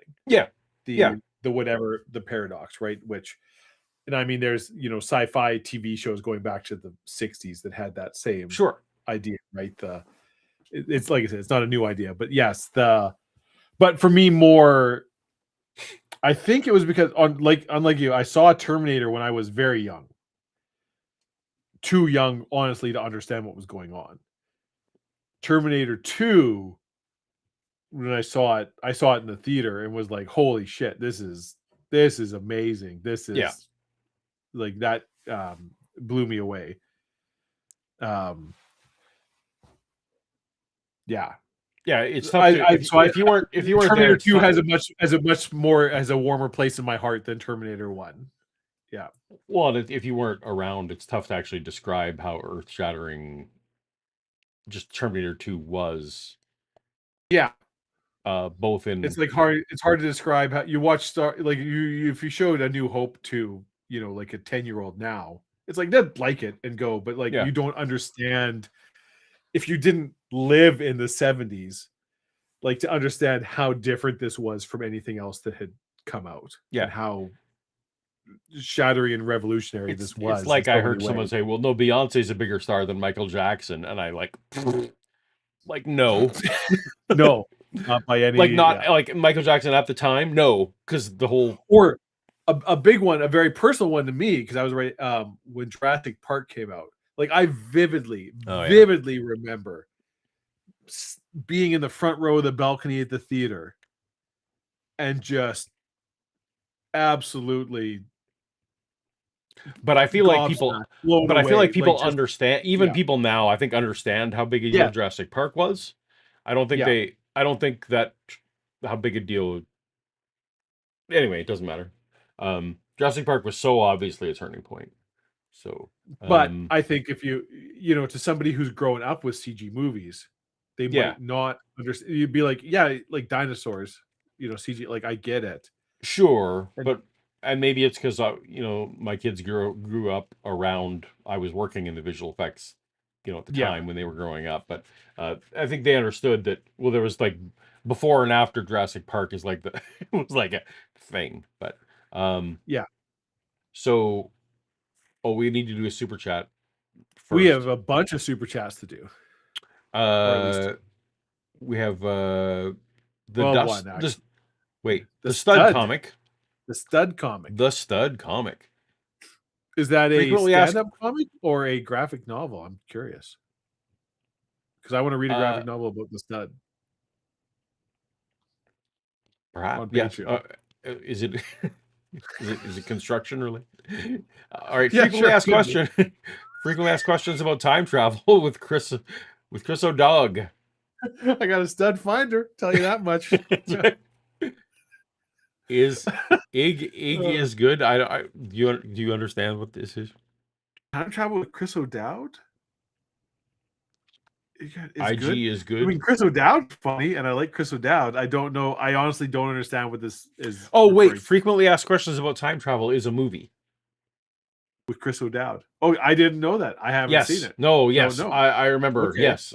Sorry. It's right. good. Yeah. It's good? Well, I'm Yeah, gonna make sorry. a note about this. My brain ain't braining at the moment, apparently. You're the guy that sees all the time travel movies. I know. You should know these I was things. like, wait. That is a movie, yes. Sorry. I was being too literal about the thing. So I heard this debate today, and since we're Tell you a so movie far I off saw track. you haven't. You ever seen Shark Side of the Moon? If you haven't, you probably should. I have not. No, but there's no time travel. in Actually, you probably shouldn't. It's pretty terrible. Don't see Shark Side of the Moon. Yeah. I heard this question today posed in an actual debate format, so I will throw it to you. So this is a serious question by serious adults having a serious conversation. No, this is a time travel movie related question. Okay. But it was adults. Which movie has the better time travel? Okay. Avengers Endgame. Okay. Or X-Men Days of Future Past.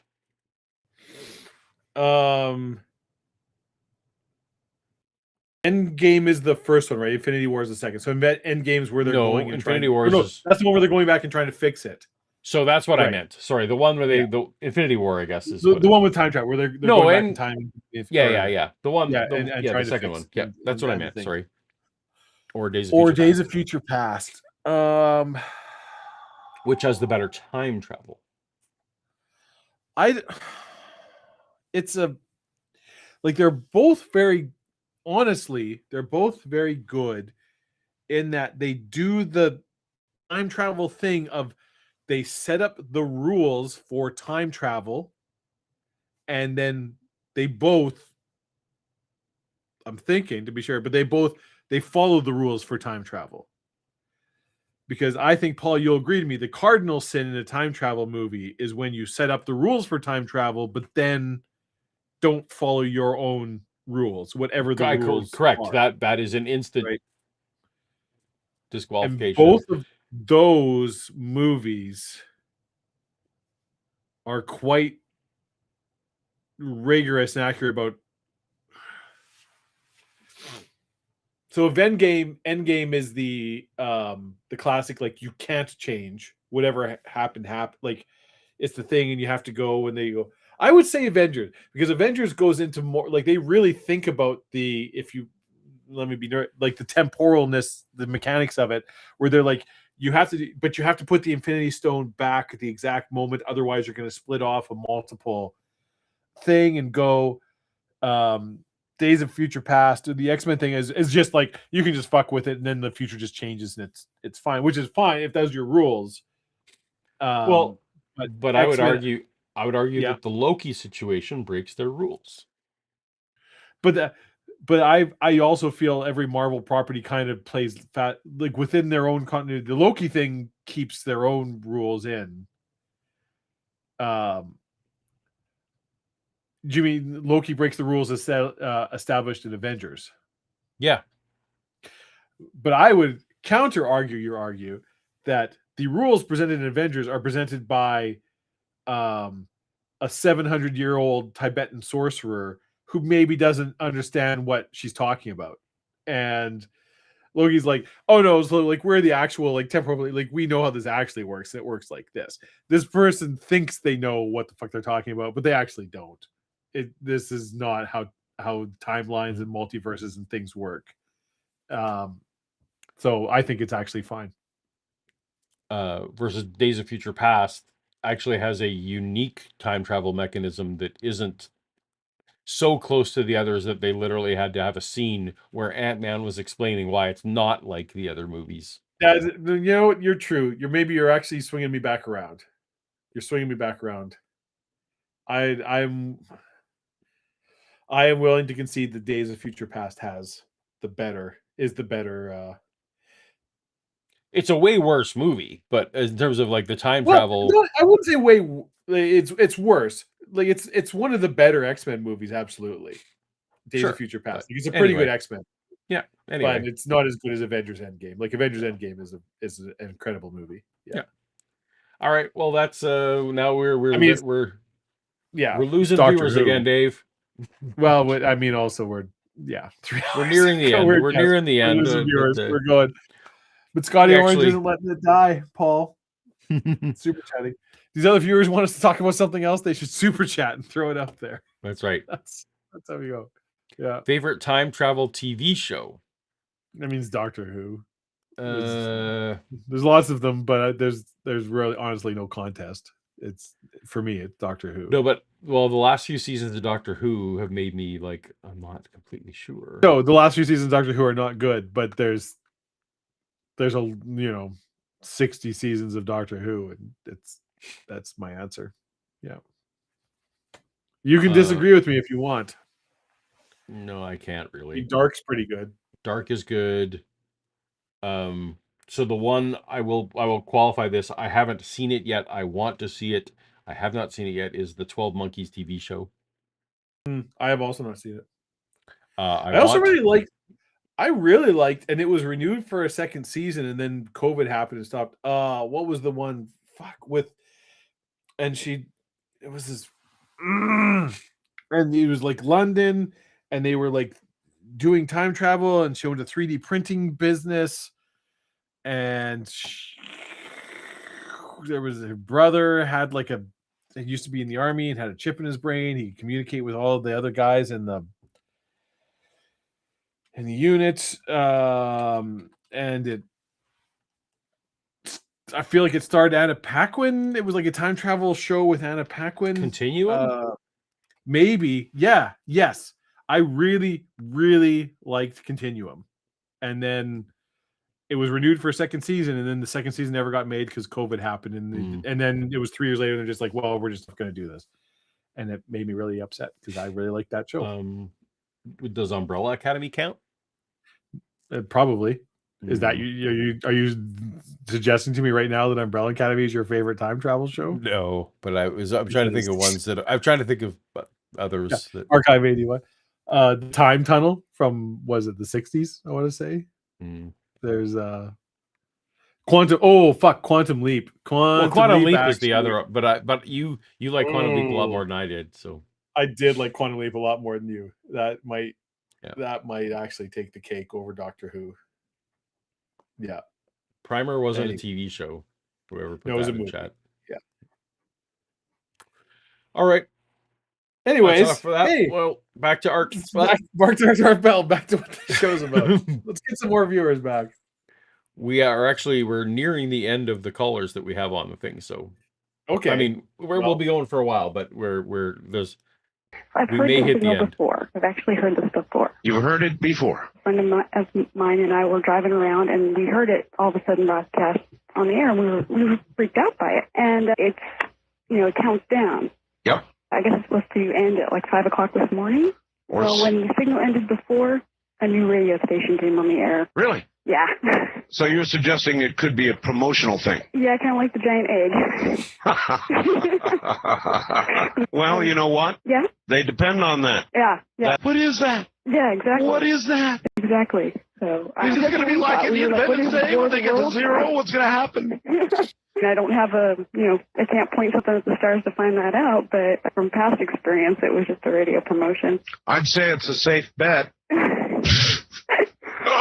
But I couldn't resist having fun with people. I mean, it worked on us the first time I heard it. I thought, oh my God, the world's ending. And this is the countdown. Yeah. That's what I thought. World, we're all going to die when this thing ends. All right. Yeah. Couple super chats. Yeah. Brain Cramp says, I think 11/22/63 was the best time travel one technically. That was a good show. I don't think I've seen it. I was a only watched miniseries. time Stephen travel King movies, wrote not the okay. All right. Yeah. All right. Well, I will. And James Franco's in it. And it's about a guy trying to stop the assassination of Kennedy. Okay. Fair enough. All right. And then we have thoughts on Arrival. Says Sematiste. Like the I assume like with, the Amy Adams and Hawkeye movie with the Jeremy Renner. That's we saw that together, I believe. We did. We saw it in the theater together, you and I. That was we both, I think, really enjoyed it. Yeah, I like Arrival. I actually recently recently Denis Villeneuve, I believe, too. Right? Yeah. I recently saw it again, actually. And I love the idea. I can't remember the name of it. The theory that language affects your thought, your thought patterns, your mind. Your neuroplasticity. Yeah. I thought Arrival was really good. Really liked it. Yeah. I guess you could argue that's a time travel movie as well. You could, although it's more of a time perception movie. Yeah, I would say it's more of a show that has multiple times going on it. More like yes, Samurai Jack. Actually, I own every. I have DVD sets. I own all of the episodes of Samurai Jack. I am a deep fan. Yeah, that's a time travel show. Yes, Arrival, very good. Yes, really. Yeah, if you haven't seen it, it's a good one. It's a good one. In all likelihood, that is exactly on a scale of dry pants to wetting your pants. How excited are you for Dune Part 3? Definitely diaper levels. Of, new in advance that I should be getting some adult. Is this how much Dune conversation do we want to get into? Well, so the problem is, and I've discussed this. So my oldest son has actually already bought his tickets. Like, it's crazy. Right.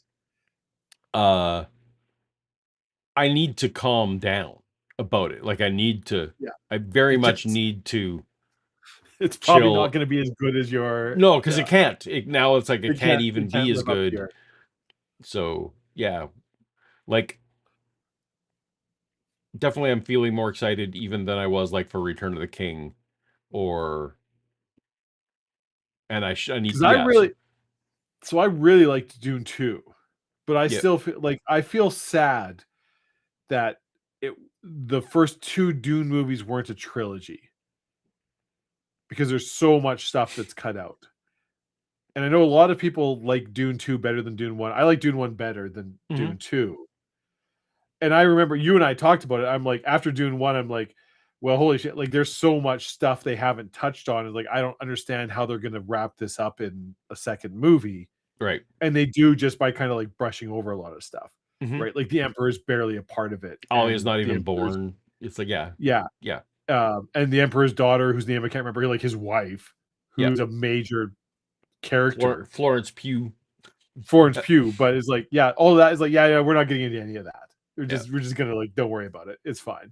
It's like, oh, okay, right. And I get it. Like you're making it's the old like Lord of the Kings or Lord of the Rings kind of thing, right? Where it's like, no, you're not gonna fucking put Tom Bombadil in there because you have like you just can't. You can't put everything in. You have very limited this much screen time. We got to just make some sacrifices and move on to tell a coherent story. And I am interested with this because they have very much gone in a like Paul is much more overtly, I feel, a villain in the movies than he is in the novels. Yeah, I think I think that they had that problem with the first one, with the David Lynch one, where they like everyone thinks that Paul is the hero. Like so he's like, I need to bang over the head. And this is where you get into like he is the hero, like he's the protagonist. Well, he's the protagonist. Yeah. But there is no hero, like there is no good person. There's no good side. Correct. Like this is a flawed world and everybody's bad and it's real politic and stuff.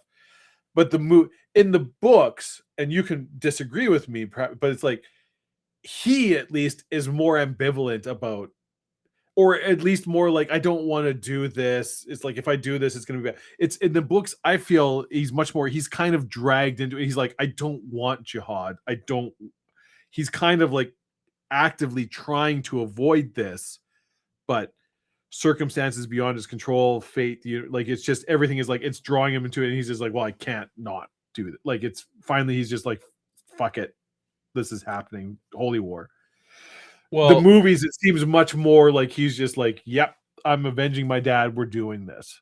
I'm full on in. I feel like that's just a time speed thing because I feel like in the books he absolutely does. So yes, it's all initially like this is the only path that I have, and I don't want to do it. But he does embrace it. He does in the book. And so that's a timing thing. It's the kind of thing, like I said, where it's like it would have had 3 movies because in the books, in the movies, the 2, he very much, it's kind of like the old Anakin turning into Darth Vader, where the Emperor is just like, hey, you want to go kill a bunch of Jedi kids? And he's like, fuck yeah, I do.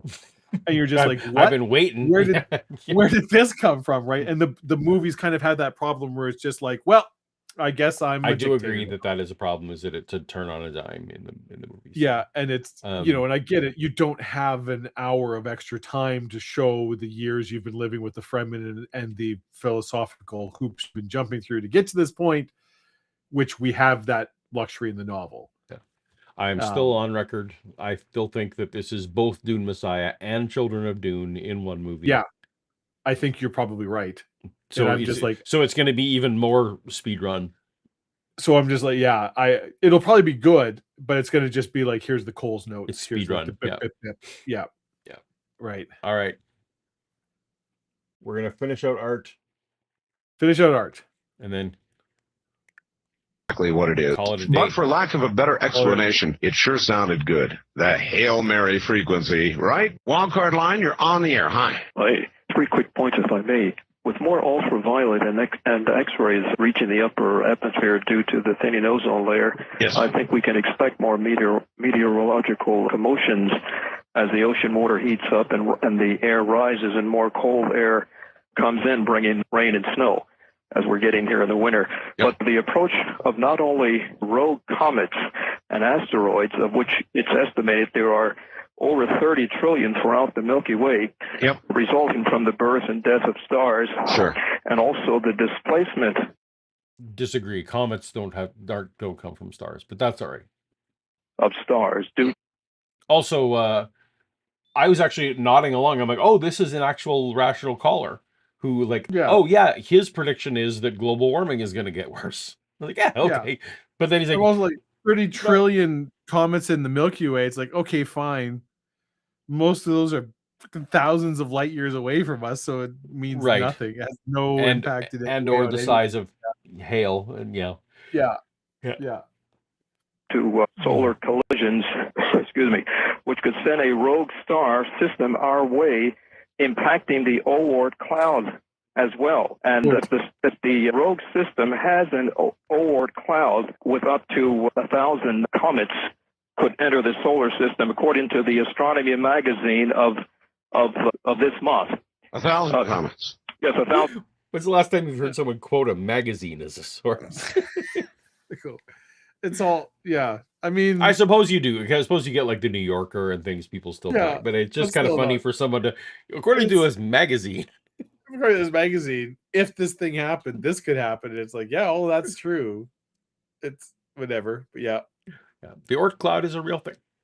The Oort cloud's a real thing. And if a rogue star happened to come wandering through the Oort cloud, yeah, there it would knock many thousands of comets and towards our sun and into the inner solar Hurtling our system. way. If that happened, that is what would happen. That's right. And comets, yeah. God, what a great title for a book. Night of 1,000 Comets. We have been sending letters for over 10 years to media personnel and government officials, copies of which. Also, in that sense, we've been sending letters to media for over 10 years. Oh, Yeah. have you? All right. I sent a yeah. letter to Peter Jennings. I hear you might have an in with him. You get him to do something about this. What'll happen if a rogue star interacts with our Oort cloud. Yeah. I'd be happy to send to you to post on your webpage concerning such an eventuality, because it's not enough to depend upon a government that's able to act only after the fact with emergency funds. We need to embark upon a more preventive measure, and this people themselves will have to initiate. So I guarantee you, if 1,000 comets hit the Earth. Yeah. I'm curious, sir, what preventative measure would you recommend we take to stop a rogue star from knocking 1,000 comets into the Earth? We can't count on the government. We need to count on private industry. So, the good folks over at IBM. Yeah, they'll build a wall. We'll team up with Wendy's. Because they were famously proactive about these I kind saw of a pretty things. famous documentary starring Bruce Willis where they went out to a comet. And that wasn't corporate sponsored. That was the government. That wasn't sponsored. That was private oil. That's right. Doing that. Yeah. Oh my goodness. FEMA couldn't help at all. Well, some of the atmospheric anomalies of recent times may be due to an approaching rogue Remember when FEMA used to exist? That was fun. That was system, fun. which could be such as the fireballs that we're seeing in increasing numbers. So I think we need to be willing to make changes. We need to listen, to broaden our concepts, to adopt new priorities, because far more than emergency funds are going to be required to provide the needed safeguards. And this may be the very reason why we are seeing so many quote-unquote sightings of persons that are able and capable of assisting us through this period of trauma, which we are definitely going to go through. All right, thank you. Wait, quote unquote sightings of people? The sightings are quote unquote? Yeah, I don't. So we're Angels, sure I guess? seeing I a don't lot know. of people who could do something about it. Quote unquote. Quote unquote, we're seeing people who could. Seeing people. Who does he propose could do something about it better than the government? Angels. Also, it feels like this caller he wants us to put a big net around the planet. I guess it's we can't unclear just at be this point, we Paul. can't just be waiting for asteroids to come and then do something about it. We have to have the asteroid net.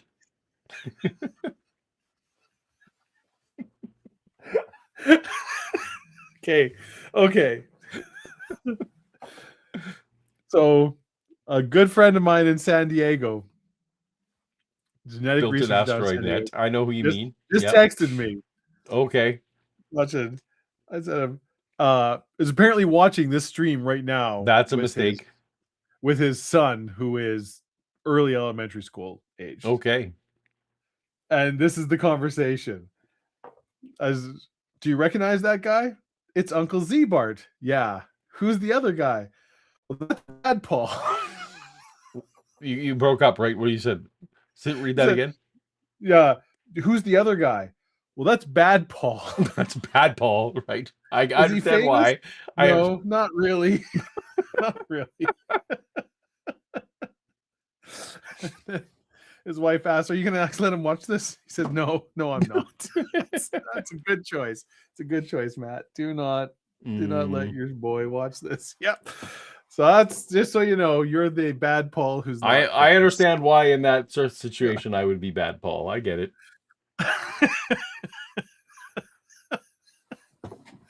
I do have friends, but none of them live in the city I live in. That's the secret. Yeah. Tells you everything you need to know about me. Timothy Harmon writes, yeah, looking at you, Paul and Dave, are we the people that there's sightings of us that we could do something about it? Yeah, we can do something about this. That's on We're us. the two. We're the sightings, YouTube streams with people. Very much. That could be. Heaven help us. I would send that directly to the webmaster, Keith, at webmaster@artbell.com. And if you have any spiffy artwork that you would like to submit for the new logo, that's the place to send it, webmaster@artbell.com. The hot new rotating GIFs, Paul, you could throw out there. Yeah. If you know any good web rings that he could be a member of. Perhaps an award. You want a web award? Yeah. From GeoCities. Mm-hmm. Yeah. Yes. Yeah. Yes, web rings were everyone just I lost whole days caught in the web rings, Dave. Yep, you would get. Yep. You know, this is before there was a Google. All you had was Lycos and web rings and Alta Vista. I was on Alta Vista, man. Remember Babelfish? Oh. Card line, you're on the air.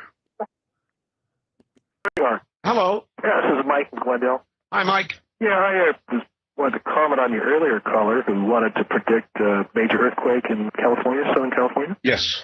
And I think that's kind of a negative way to start out a new year. And, you know, I don't think that I'm going to make a prediction here. That's cool. Everybody else does. Why not you? I predict that there's not going to be any major earthquakes in California. I mean, back in 92, we had a possible major ground displacement. If I had to, for the sake of, if I had to like put money down and make a prediction about earthquakes in California, right? The smart money says, there's not going to be a major earthquake in California. I feel like that's in any given year. Unlikely. You know, in any given year, if you had to bet on either yes or no, you'd bet on no. Like you take the house money, right? Always bet on the house. Right. Always bet on the field. There was a time I can remember in Vegas where there was a point where it was like the odds of like Tiger Woods winning the Masters, it was better than the field.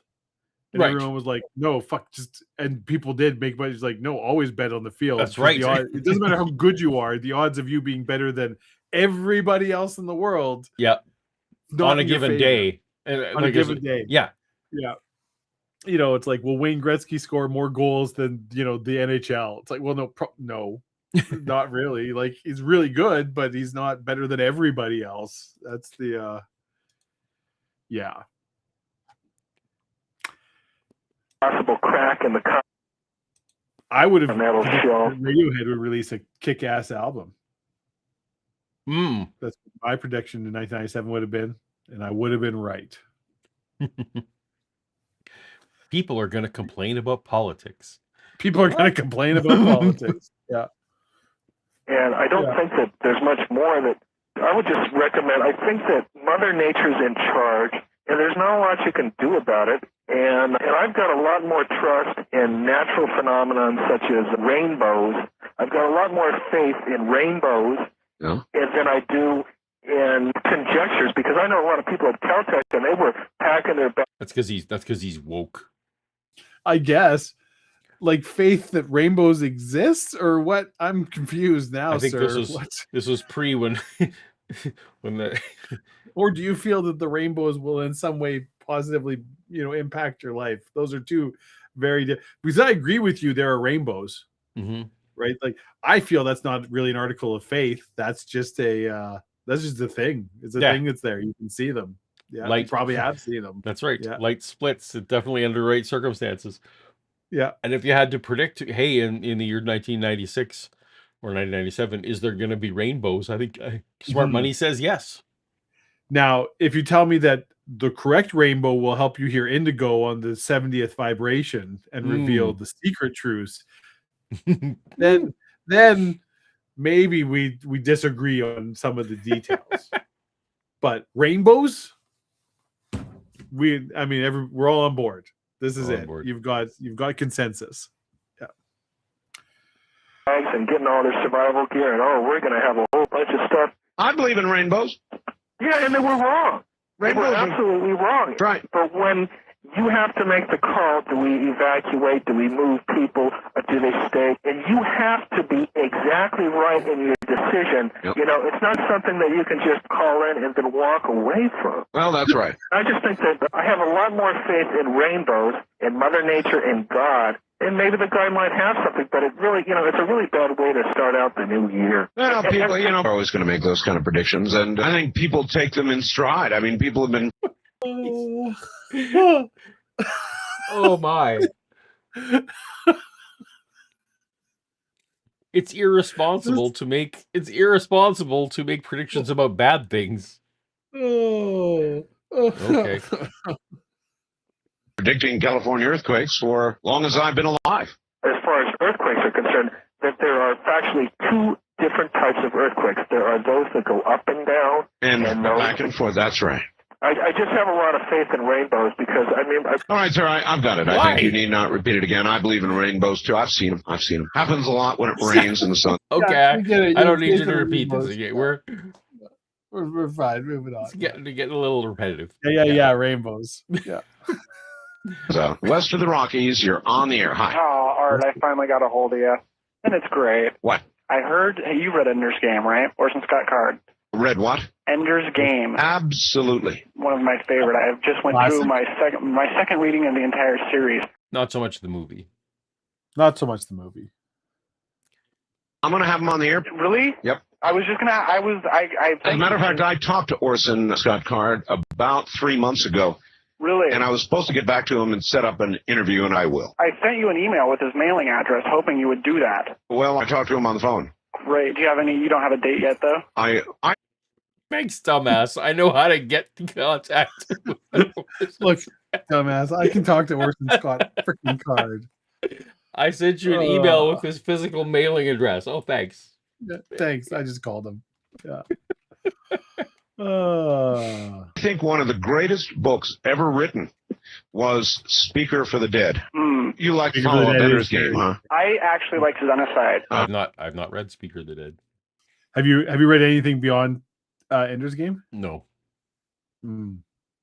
Never mind. You should. All right. I agree with when I finish off Project Hail Mary. It's Ender's Game is good, but it's the weakest of the trilogy. Okay. Yeah.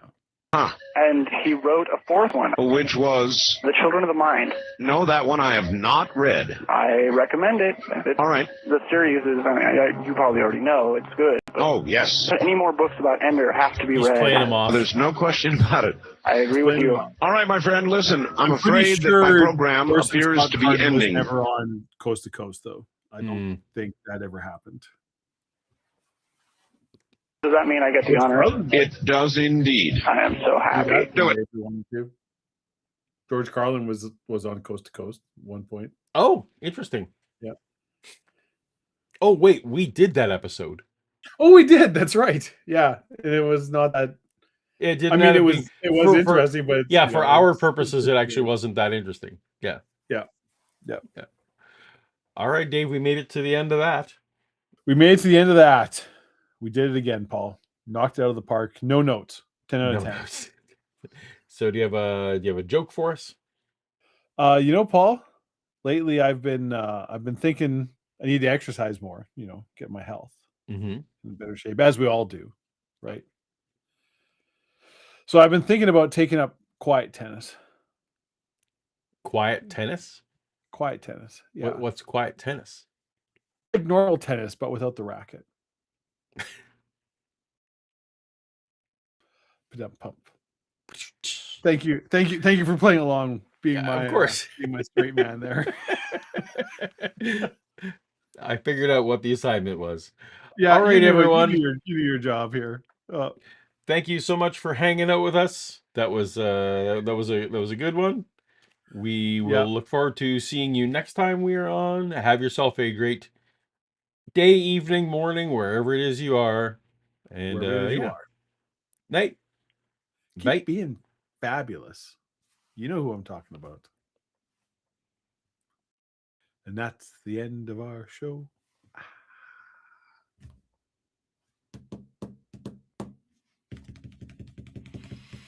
I have to give blood in 8 hours. Oh no.